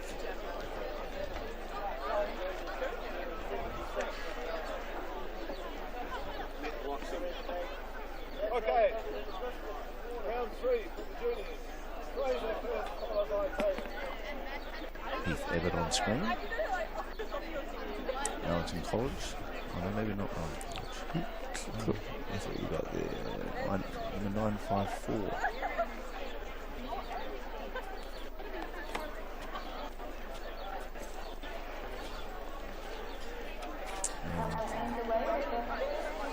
You're a big junior.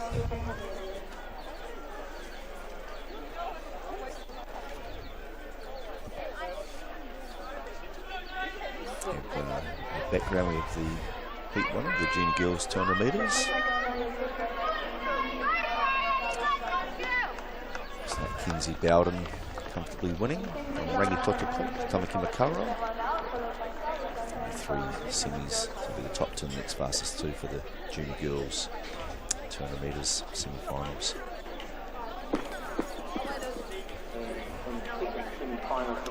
Red flag goes up.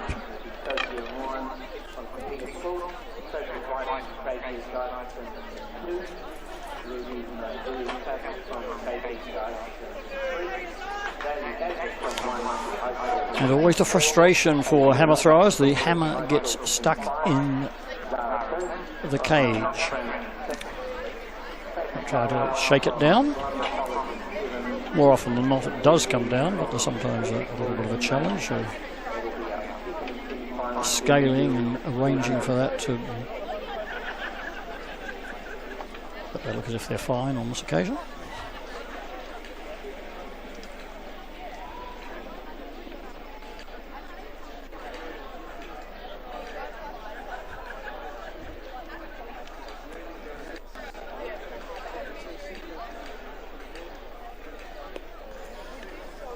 Hammer throw, very technical event, Kevin. Not an event you can just sort of pick it up and walk out and have a go. You need a certain level of training. That's just to get the hammer out without doing a foul is difficult. So when you rotate the hammer over your head 3 or 4 times, it requires a lot of training in these young athletes.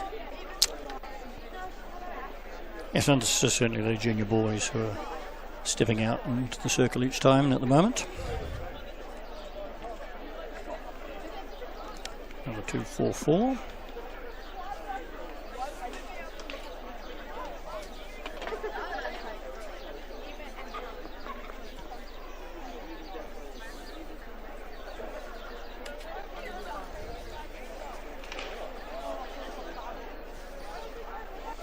Brady Waludi Cooper from East Otago High School. And a little picture there of what happens to the hammer when it misfires. Doesn't go out beyond that. It's a highly protective cage. You can see the officials there now trying to see if they can... Oops, down it comes. Got a rare sighting, isn't it? Seeing a hammer caught in the netting. It's a fairly good protective netting. I was just looking at the... before I came back into the commentary position, I was just looking at it there. I think, it's 8 to 10 metres high, the front of the cage. Not sure if you've been following the cricket, Kevin, but England 262 for 3 in the second innings with a lead now 417 runs, and it's only day 2, I believe. Yeah, it's not the sort of performance that we had expectations of, is it? No, especially after the whitewash in India. Number 726 is Connor Sharkey of St Patrick Silverstream. I think we've seen an older member of the family competing in these championships.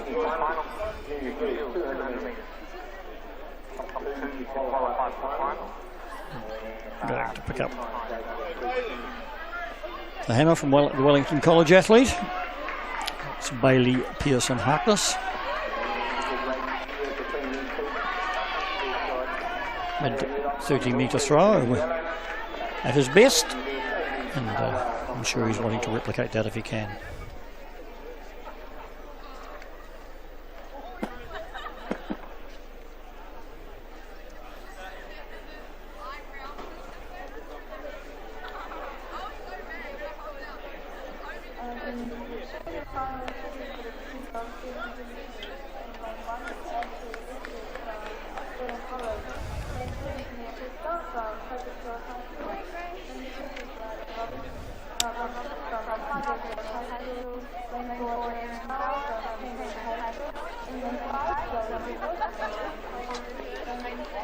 So looking forward to the competition tomorrow, Kevin. There's going to be some good finals, the 800 metres, the 400 metres, the 200 metres. We've also got some, obviously some of the field events as well, the javelin, the triple and the hammer. And obviously the relays at the end, the 4x1 and the 4x4, which will be hotly contested by schools that have good depth across those distances. Yep, so that's tomorrow afternoon. We'll see the relays in action, both the, as you say, the 4x1 and the 4x4s.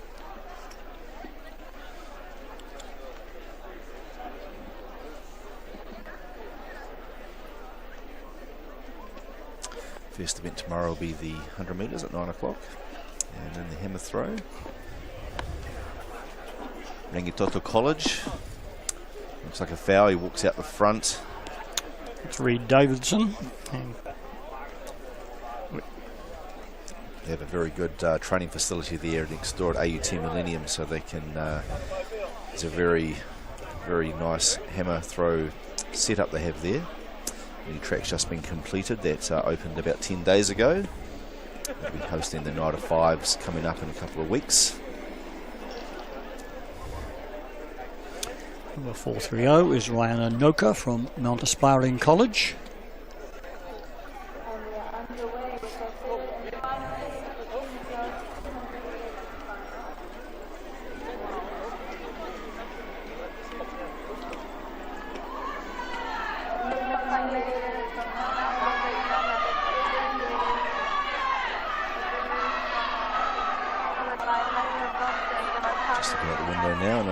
Junior girl 200 metre semi-final. Good to see these athletes competing here this weekend. Across a range of different events, from the 100 metres right through to the 3,000 metre race walk and the 3,000 metres on the track, and then of course all the various field events that are on offer. And there are a lot of these competitors tend to compete in more than one event, either the 1 or the 2 double, maybe the 4 and the 8, or the 8 and the 15. And in the field events, we also often see athletes double up, and then of course the relay, where the sprinters double up as well. That's right, Anoka's performance, because it's Bill Quigley, who I've already seen today in the senior boys shot put.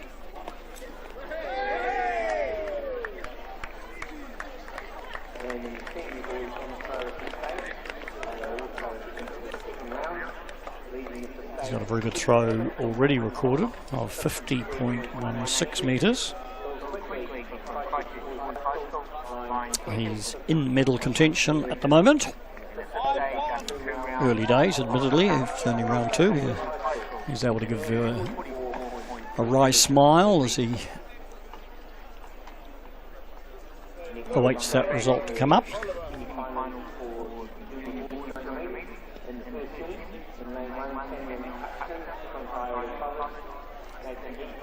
Louis Tupuola of Christ College next to throw.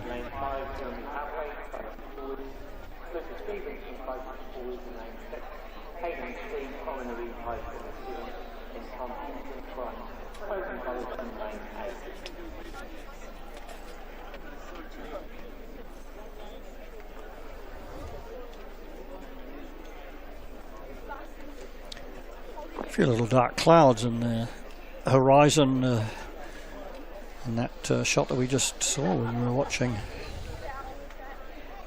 the Tupuola throw. Oliver Chung, we've already seen in competition. I forget what event it was. Maybe it was a javelin, was it? Be an unusual double, I guess. Westlake boys. He's close to a 50-metre thrower, so he's certainly in contention at the moment. He's lying in 3rd.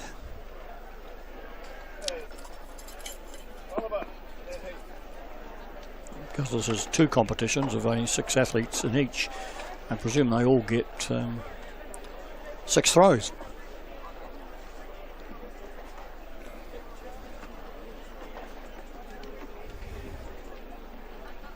Oliver Chung, Westlake boys.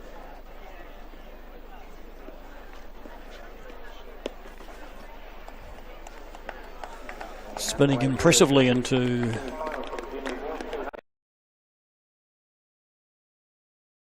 I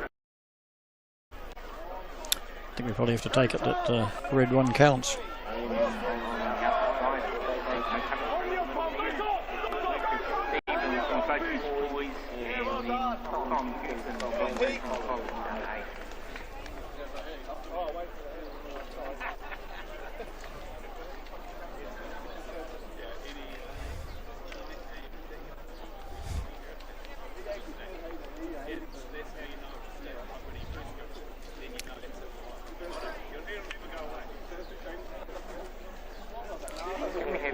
And Heath Abbott of Wellington College has the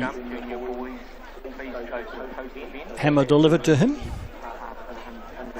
He's leading the competition with a best throw of 57.54. He is capable of throwing over 60 metres. he was able to do that, I think he will have cemented his place at the top of the podium, even at this early stage.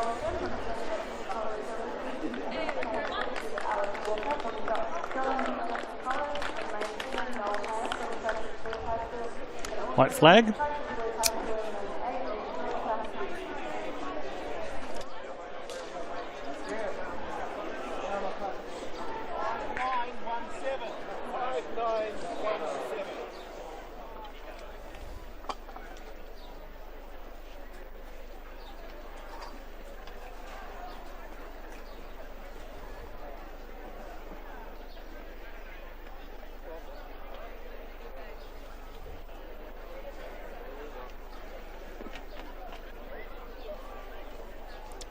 A little bit of close scrutiny of this event, or that particular throw maybe. This taking a little bit of time.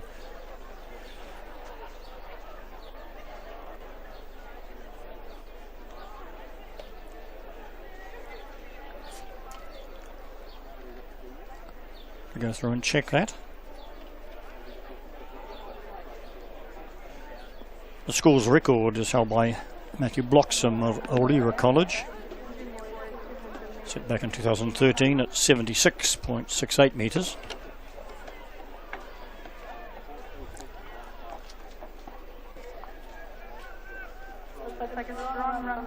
And Heath was a bronze medalist last year in this event, so he's the one who's distance there waiting to recall, because it was a white flag that he did receive.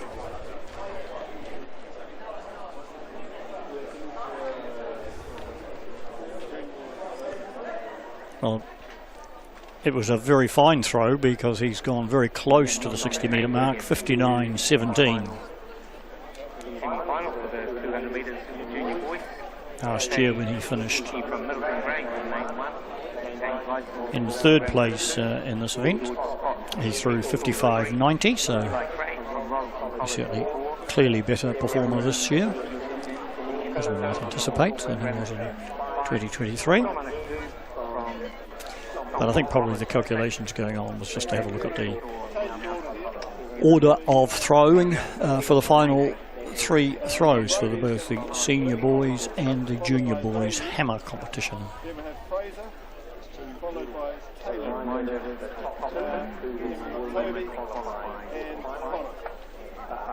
And the officials, in fact, calling out, I think, the throwing order at the moment. Looks as if that's what's being read, so the athletes know what order they will go in. I suspect that it's just a change in the throwing order that will take place, because with Tony Rogers steps back into the commentary position alongside me. Carl Jackson taking a little break. Yeah, so they'll do the reverse order for the final three throws of the top eight, as it'll be, because I think there's with the two fields here, seniors and juniors running concurrently, they'll probably all just about get the third throw. I'm not sure. My instinct, well, probably, Tony, would be, and we can probably chat about that a little bit, is that there are two competitions and there are 6 competitors in each. So, in fact, my instinct is to suggest that they will all get a throw. Yeah, they will. 6, yep. I was just coming back into the seat. I just couldn't remember how many we had in each of the fields, but yeah, so there's 6 in each. So they will get a fourth, fifth and sixth round throw. But they'll now be in reverse order, so that the top thrower goes last in each of the rounds. So from 6 through to 1 as they're ranked halfway through. Yep. So this will be the 4th round of competition taking place, and I think that was Brodie Cooper of East Otago High School who was in the circle and getting the hammer throw out.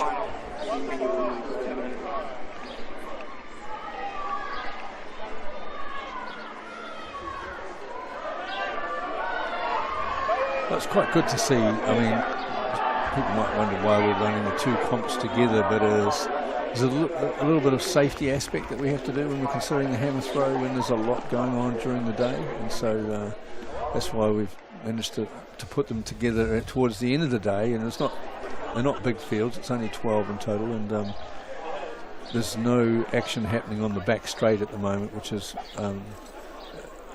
increases the safety of any throw that comes off the back on the right hand side of the sector there, so that those hammers can bounce, and it's been known to bounce across the back of the back straight, so that's part of the reason there's no other field action going on either, so the officials are very clear on watching the one event. Yes.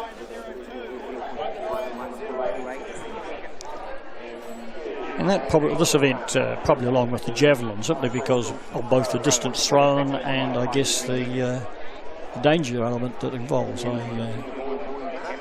do recall a Canterbury official many decades ago having his leg broken by the New Zealand Commonwealth Games captain of 1974, Warwick Nicol. Yes, a well-known hammer thrower. Of course, this boy here, 954, Fraser Hazeldine from Western Heights, comes from Rotorua, which is where someone of Warwick Nicol's time was also a hammer thrower, and a gentleman by the name of Murray Cheetah, and I think Murray did quite a bit of time at Western Heights School in the Rotorua district for sure, and I think he definitely coached athletes from Western Heights at the time.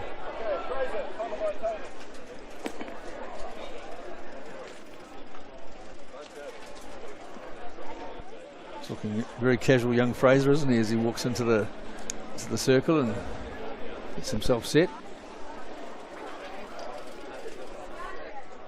Started at the front and gave it a couple of twirls, and there it goes.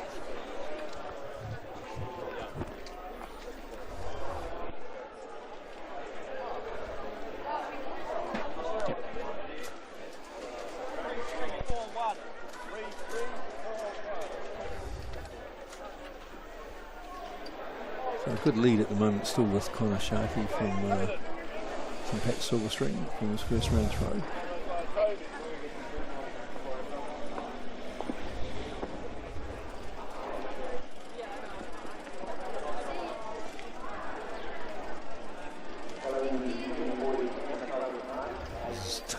Taylor Endicott Davies, so that's the name of the past in field events as well, if you remember Di Endicott Davies, Kevin. Yes, indeed.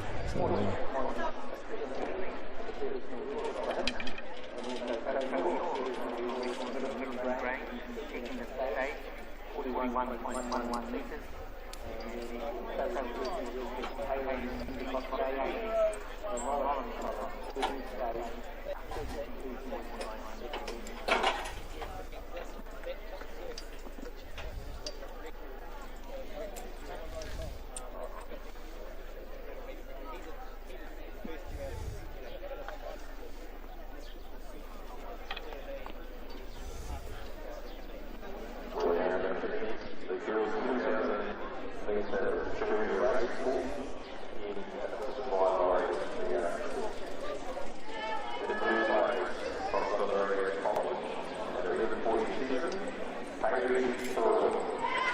Toby Orr from Middleton Grange School.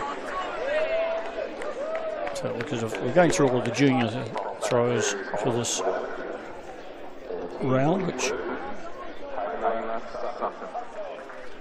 I think we can conclude is in fact the fourth round, even though our screen hasn't updated to indicate that. That's right. So here's what we believe is our leader, and he will be, because he's having the last throw in the fourth round, and that's Connor Sharkey.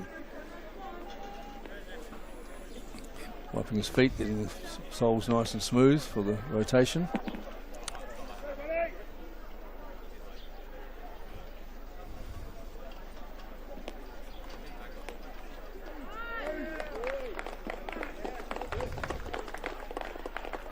Pretty nice throw, and it's in the sector, and it looks like it's around the 50-metre mark, so that could be a good improvement for him. Yes, indeed.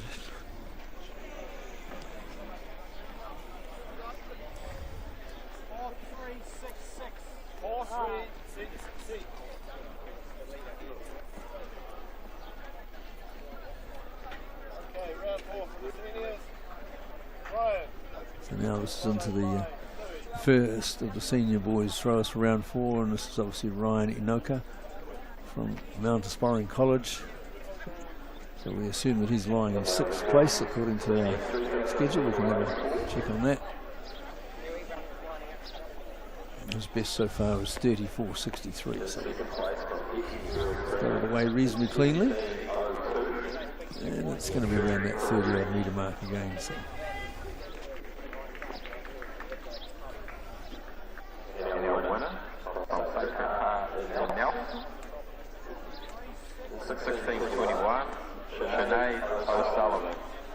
Nice college boy up next.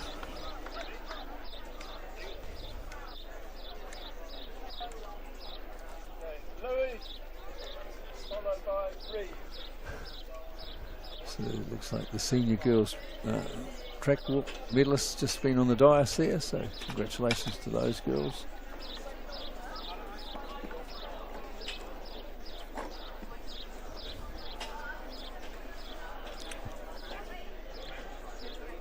Louis Dubaola of Christ College. Showed initial speed and then lost a little bit of control. And so they're now going to need to retrieve the hammer out of the net. So yes.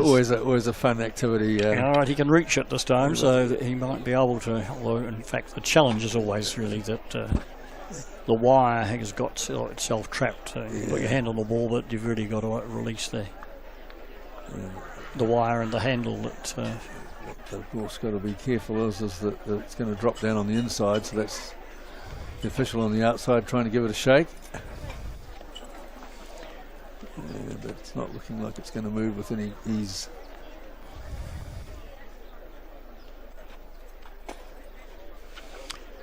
Next step is the ladder if it doesn't come down. Or the broom. Or the broom. All right. The broom might do it. And let's hope this official is a volunteer in a pink shirt there. As you can see, what he's going to try and do is flip that handle over the top. So it flips back over with the wire to drop down, but he's going to need to make sure he's got some good reactions in the slips. Yes. In fact, when you actually look at the handle there, it seems a good distance away, doesn't it? It's about a metre at least, I would have thought.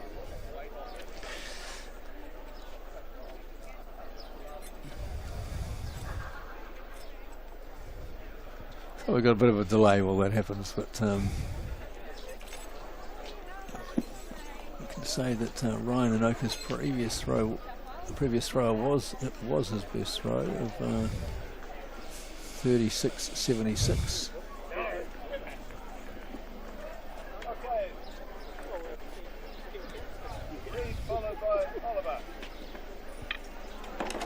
That moves him up one notch.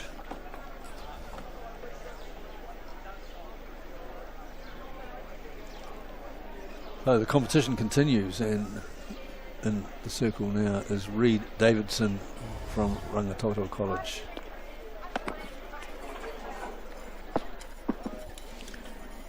He's had one successful throw out of his 4. Well, it's 4 throws now. 4 throws, that's correct.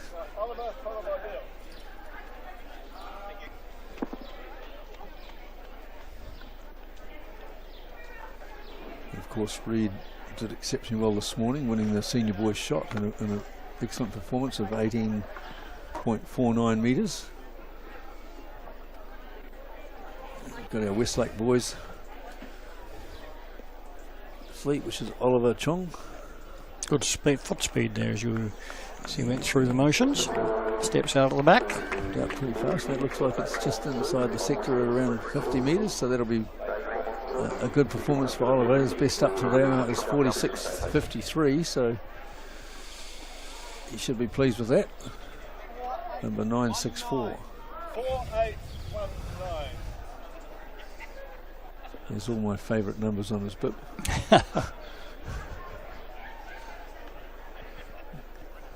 Kevin's laughing, but he doesn't know that my favourite bib is number 694. And I'll give him a little bit of trivia to think if he can see, think of which other famous New Zealand athlete wore the bib number 694. to win a gold medal, so that gives them a hint. Right, indeed. So next in the circle we've got Bill Quigley, I think it will be. Yes. Correct. That's right. Lying second in this competition at the moment.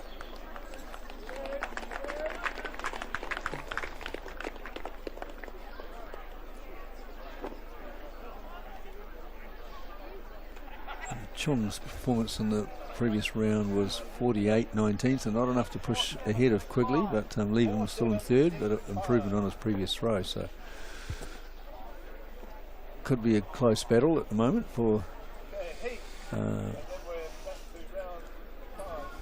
this is Heath Abbott, a fairly good career with the throws so far, the younger of two brothers.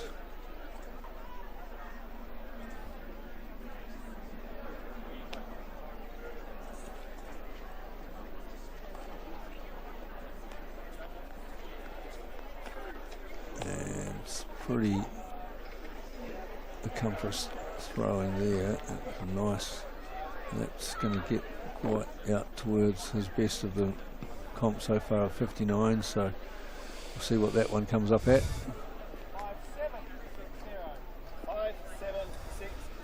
He's been making good progress with his C throws, 53, 57, 59. Needs to really go over 60, really, doesn't he, to keep that sequence going?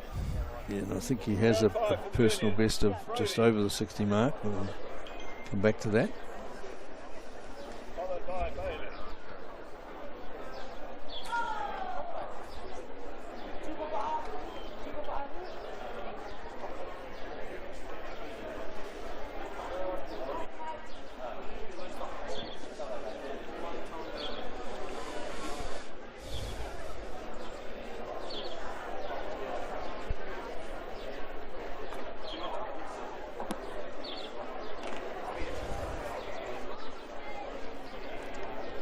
Into the fifth round now. We haven't seen Heath Abbott's fourth round performance, and this is the beginning of the fifth round. A shake of the head would suggest that. So Abbott does have a personal best of 61.90, so he's getting up towards that. So we'll see if he got near the 60 with his last throw when it does come up, but it hasn't come onto our screen yet. So we're into the juniors for round 5 now.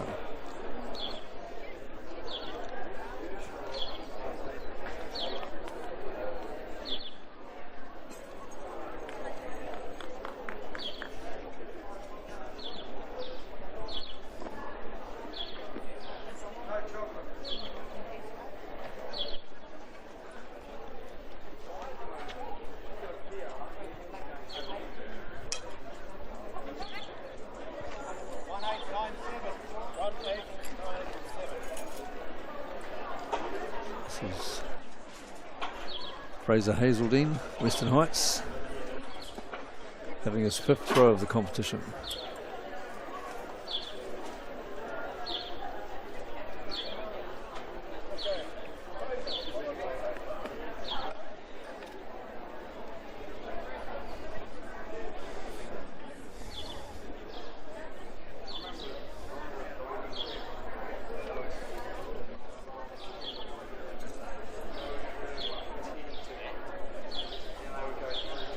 Seeing the back on the track. In the background we've got the semi-finals for the 300 metre hurdles. For junior girls, we had a good number of junior girls in the 300 hurdles, and I don't know whether this could be the first time that we've had semi-finals for them, so they're underway there.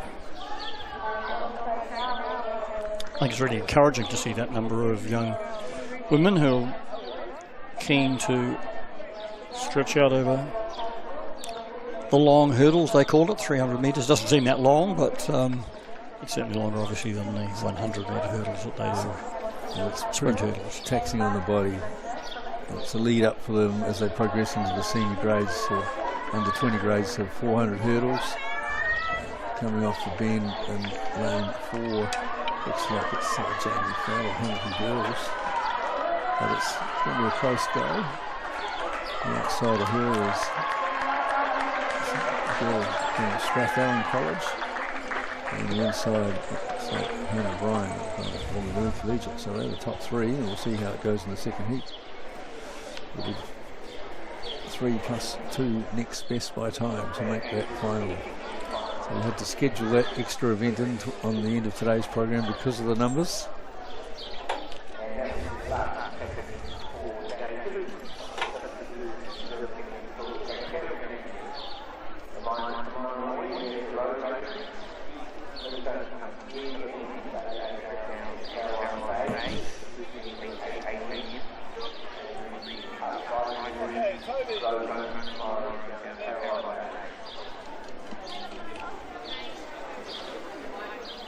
It's like Toby Orr, isn't it, of Middleton Grange, coming in for his 5th round throw. He's was lying in 2nd place, so we haven't seen a result that's going to allow that to change, I don't think, at this stage. That's not a bad effort. That's out over 50 they're measuring it by looks, Kevin. So that'll be a big improvement on what he's been doing. His best up to now was 41. So don't know if we're going to see what that was, but that will put a little bit of pressure if we can.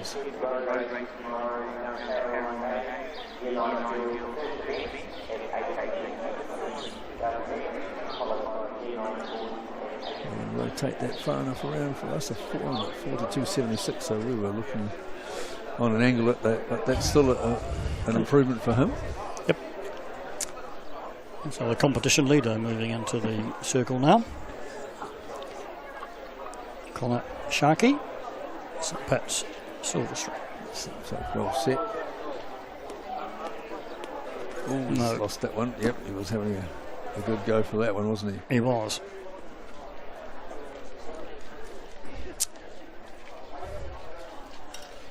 Not the easiest skill for these young men to do when they start rotating at that pace with the implement there, but yeah.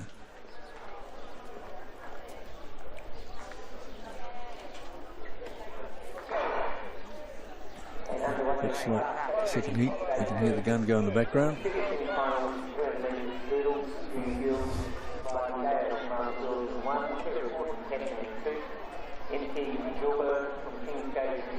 As you watch, you can sort of see who goes up over the hurdle first to see who's leading. Good competition there in the centre of the picture. Looks like it could be Grace Fannin and Jordan Villuin. As we see them come around, the light blue colours. It's lane 4, isn't it? So that's Jordan Villuin, Whakarangi College. And Colbert of Kingsgate. Yeah, I'm sure we're Kingsgate schools. It must be. Whanganui girl coming in 3rd, I think so. That's the 2 heats of the junior girls hurdle, so they will go tomorrow.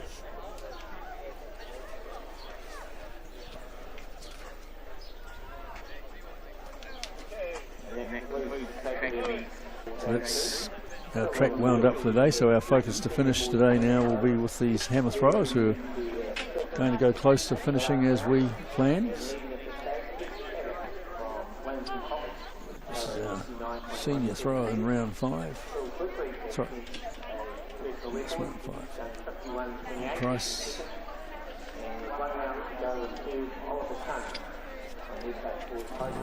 Yep. Yep, that you can see that thing. It started well and then went into sort of slow motion, isn't it, as he started to lose control a little bit and into the net. So that's a no throw for Louis Tupuola. Next we have our shot put champion, Reed Davidson from Rangitoto College. He's currently lying in 4th with 1 good performance, so he'll be looking for another one to get him in a bit further up and in another medal position, I'm sure.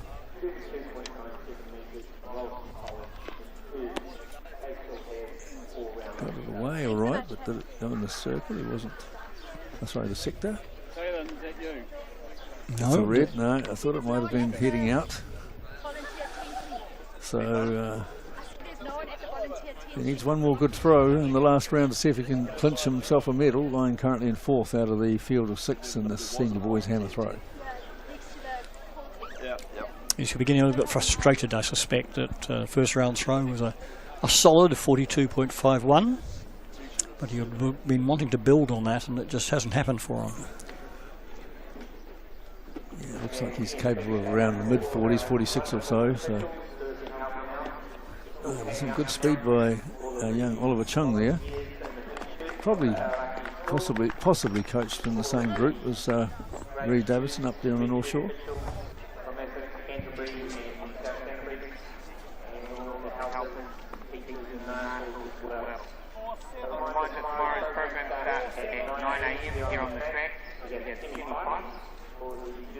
.47.66, and not quite as good as his previous round throw, but still a solid series by Chung.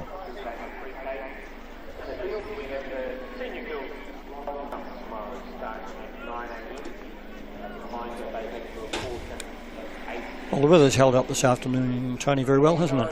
Absolutely, yeah, and it's been a delight. Warm but not too hot, but definitely pleasant for the athletes. A bit of breeze from time to time. It's changed around a few times. It's coming in from the south at the moment, or southeast, I'd say. And it's predicted a northerly tomorrow, or northwesterly, so that could be a bit more warmth, Kevin. Could be. That's as a local here from this district, I'm sure you've got some experiences in the weather patterns. Yeah, it's always hard to tell. It'll depend really on the northwest coming over. Sometimes Timaru doesn't pick it up early.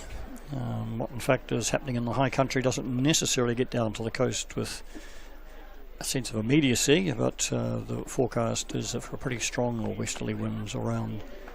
So there's our leader Abbott, Heath Abbott, getting it out there.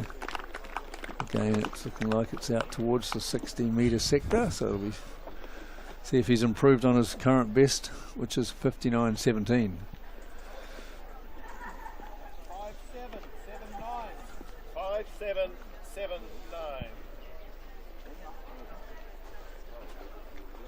Not quite 57.79. Once again, pretty consistent around that 57 mark, isn't he? Yes. Yep. Yes, he's certainly got the measure of the field, hasn't he, by a margin. Yep.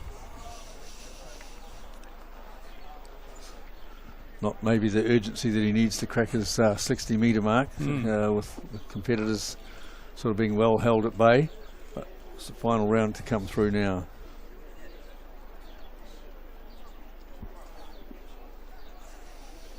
We're back to the junior comp. And this young boy trying to get everything into it, and then he had to reset.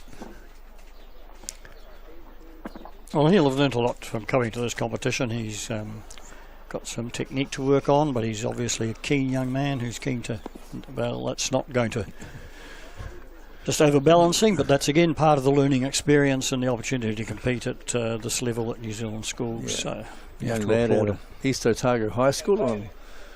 You'll possibly know better which small town that's based. That's Palmerston. It's Palmerston in the middle. Yeah. Palmerston South, I suppose, to people who are. Yeah. Or they'll say it's the original Palmerston. That's correct. And that's good for him, because obviously there's probably not too many other throwers in his local community. And this young man here gave it a heave, which is what it is technically. It's a heave, this throw. The shot puts the push. The discus is the sling, the hammer is the heave, and the javelin is the pull. So well done on heaving it out there, young man. Bailey Pearson Harkness from Wellington College.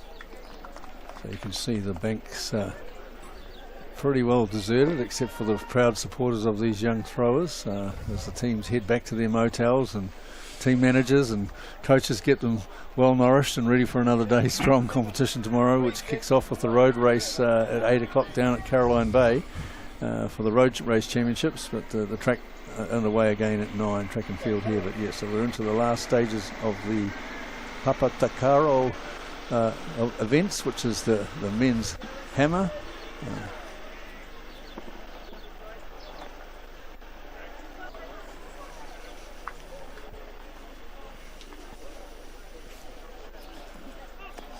Taylor Endicott Davies there, trying to get his final one away, and he got a white flag, so.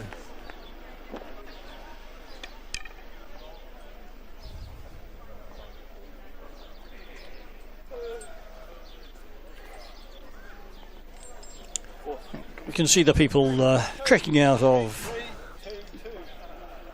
the track here at Aorangi Park.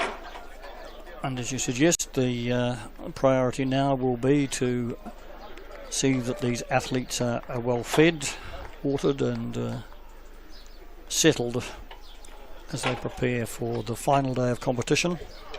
And some of them will be pretty tired. I mean, some of the sprinters now, they've had a race, 3 races in terms of, well, they've had 2 today, 1 yesterday and the final tomorrow in some other cases.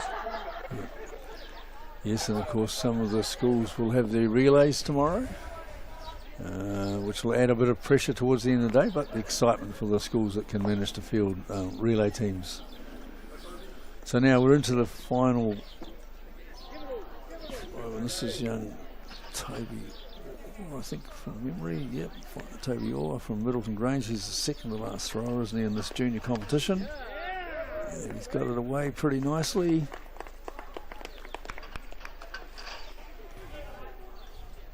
Got the white flag, which is all good from the officials.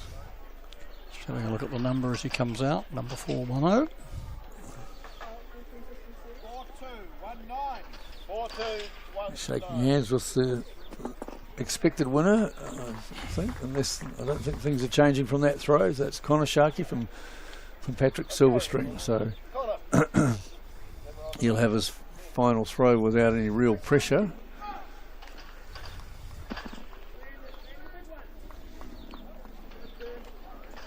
We expect anyway, because of the results that we haven't got. We're getting the senior results nicely fed, but not all the junior ones. So we haven't seen anything on screen to conclude that Sharkey is not going to be the winner of this comp. Lovely technique for a young fellow, isn't it? Yes, yeah, he's only 15, I think it is. So well done to him. He's got the white flag.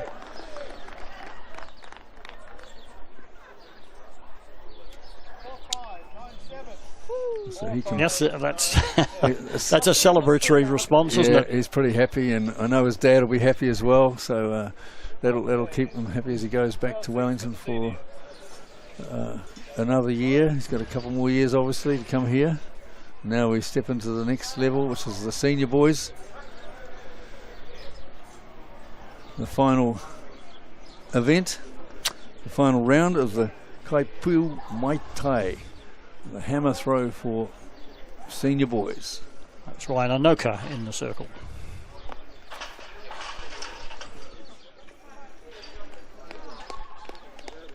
That's not a bad throw either. We'll see if we can pick up what he does. We've had the live results working for us there. His best so far was 38.93. 3696. And he's got a 39 by the looks of it, so oh, sorry, 36.93. So it doesn't quite change, no. So he will remain in fifth spot I should say.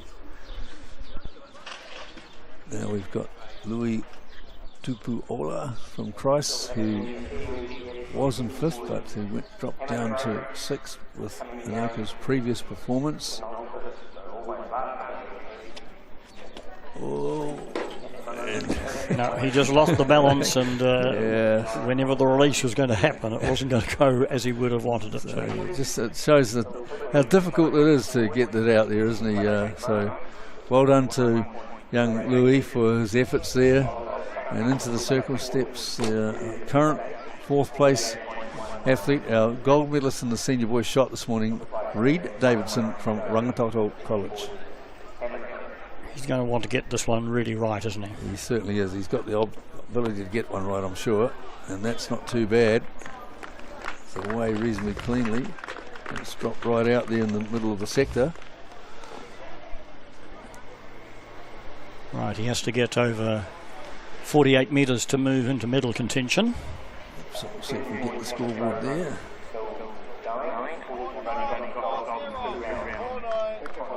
And he does do it as well. He's got 49.40, so he's currently pushed himself into 3rd ahead of Chung. So this will put some pressure on Oliver Chung in his last throw, who had a 48.19 as his best in the 4th round. So good to see some good competition, and as we expected, we thought Reed Davidson should be able to get one out there. This young man looks very assured with his footwork in the circle, so we'll just see how it goes this time.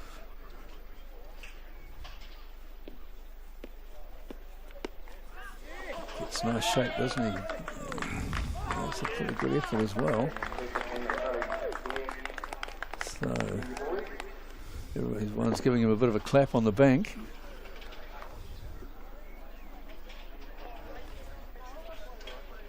He's waiting to hear, I think, isn't he?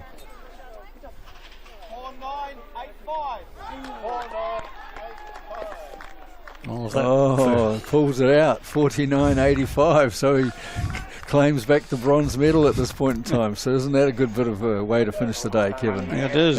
He did look a little bit hopeful that he's walking out of the circle a bit nervous that he might have got it, and he has done that. So right. It's a great result for this comp at the final stages. Hasn't changed the order in front of us at the moment, but it will do in a moment or two. Yeah. And in fact, there it goes. So Bill Quigley in here for the silver at the moment, but unless he put... no, nothing's going to change there.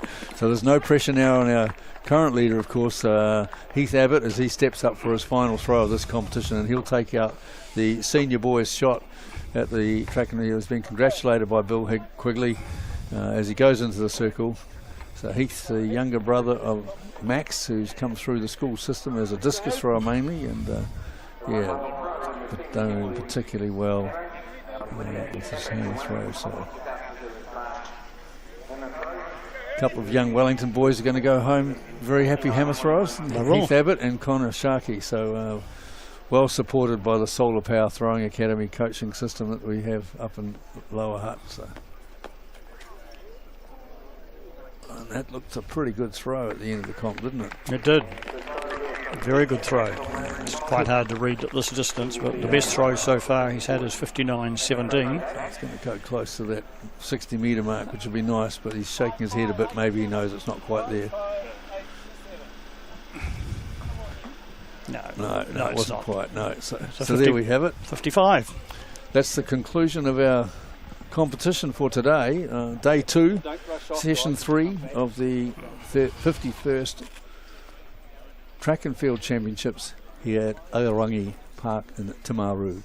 So, Kevin, any highlights for you today as we start to wrap? I enjoyed seeing these semi-finals because we've actually started to see emerging some genuine talent, both on the over both the 100, 200 sprints and the 800 metres, and we'll look forward to that. The 1500 metres performance today in the junior millions race by Sam Ruth. Yeah, Sam Ruth was really quite special. I mean, in the heats to be able to sort of slash, was nearly 4 seconds off the existing junior boys 1500 metre record. Yep. I mean, his coach Craig Kirkwood was quoted in the media saying this boy's a beast. I think we've seen it again on this occasion. It's probably really that he's just a young man of extraordinary talent, and I think he's performing way above what, in fact, anybody expected, including probably his coach and his parents, I suspect.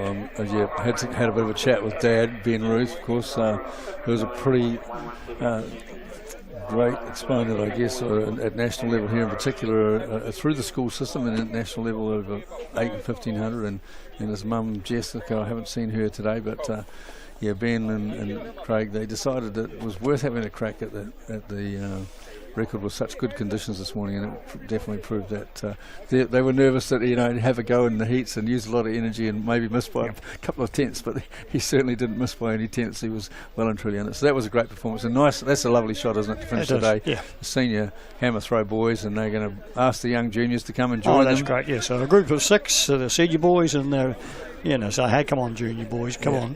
So all 12 of our hammer throwers, mind you, they're having to fight a position in there, but there they are. Look at them. And, that's a photo that all of them would be quite proud to put on, whatever it might be. Instagram, Facebook, TikTok, doesn't matter.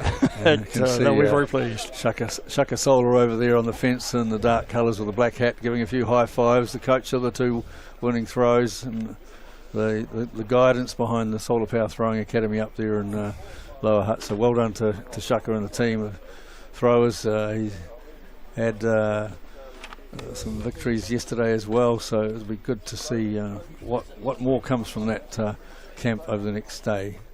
So that's our final event, and there's some smiles on the faces on the sideline there. And there we are, the man himself, one of the personalities of New Zealand track and field, particularly in field events. There he is, waving to everybody, and everybody will be waving back to him as well. It's lovely. Absolutely, and there's Dad Sharky, so he's the father of young Connor, so that's there'll be some good results there. So some happy campers going back, and there'll be a few lads that are going to be hungry when they get home tonight, so I hope they've got themselves organised for a night out. And we look forward as the cloud comes in to tomorrow's day. So I'll say hari ra, and see you all tomorrow. Indeed. At Apollo Projects, we create better outcomes because we never make any assumptions. Like this multinational company's cold store build contract. All proposals were submitted, but the costs were just too high. So the client chose Apollo to help. We sat down with the client and their consultant and had a think. We challenged them on key points. If we closed up the aisle widths to what was required by the forklifts being used and removed the ceiling to make it the roof, we'd save on materials while lowering the building. With the building now the right height and size, the walls can move away from the boundary, removing the firewall requirement, leading to a 20% reduction in cost and now coming in on budget. Now the building is right-sized, the total cost of ownership is lower, it's safer to build and maintain, and it's on budget. Apollo Projects. No assumptions, better outcomes.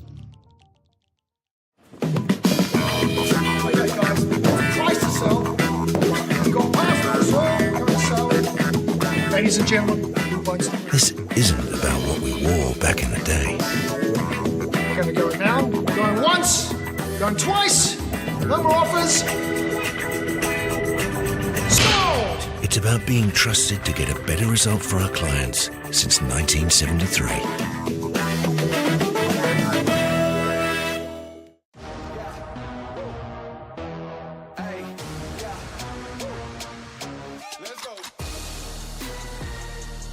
Māori Active, streaming live at youtube.com/Whakaata Māori. Subscribe now. Sport is about more than just a game. It's about going from teammates to best mates. It's the high fives and helping hands. That's why Caltex is proud to help fuel school sports.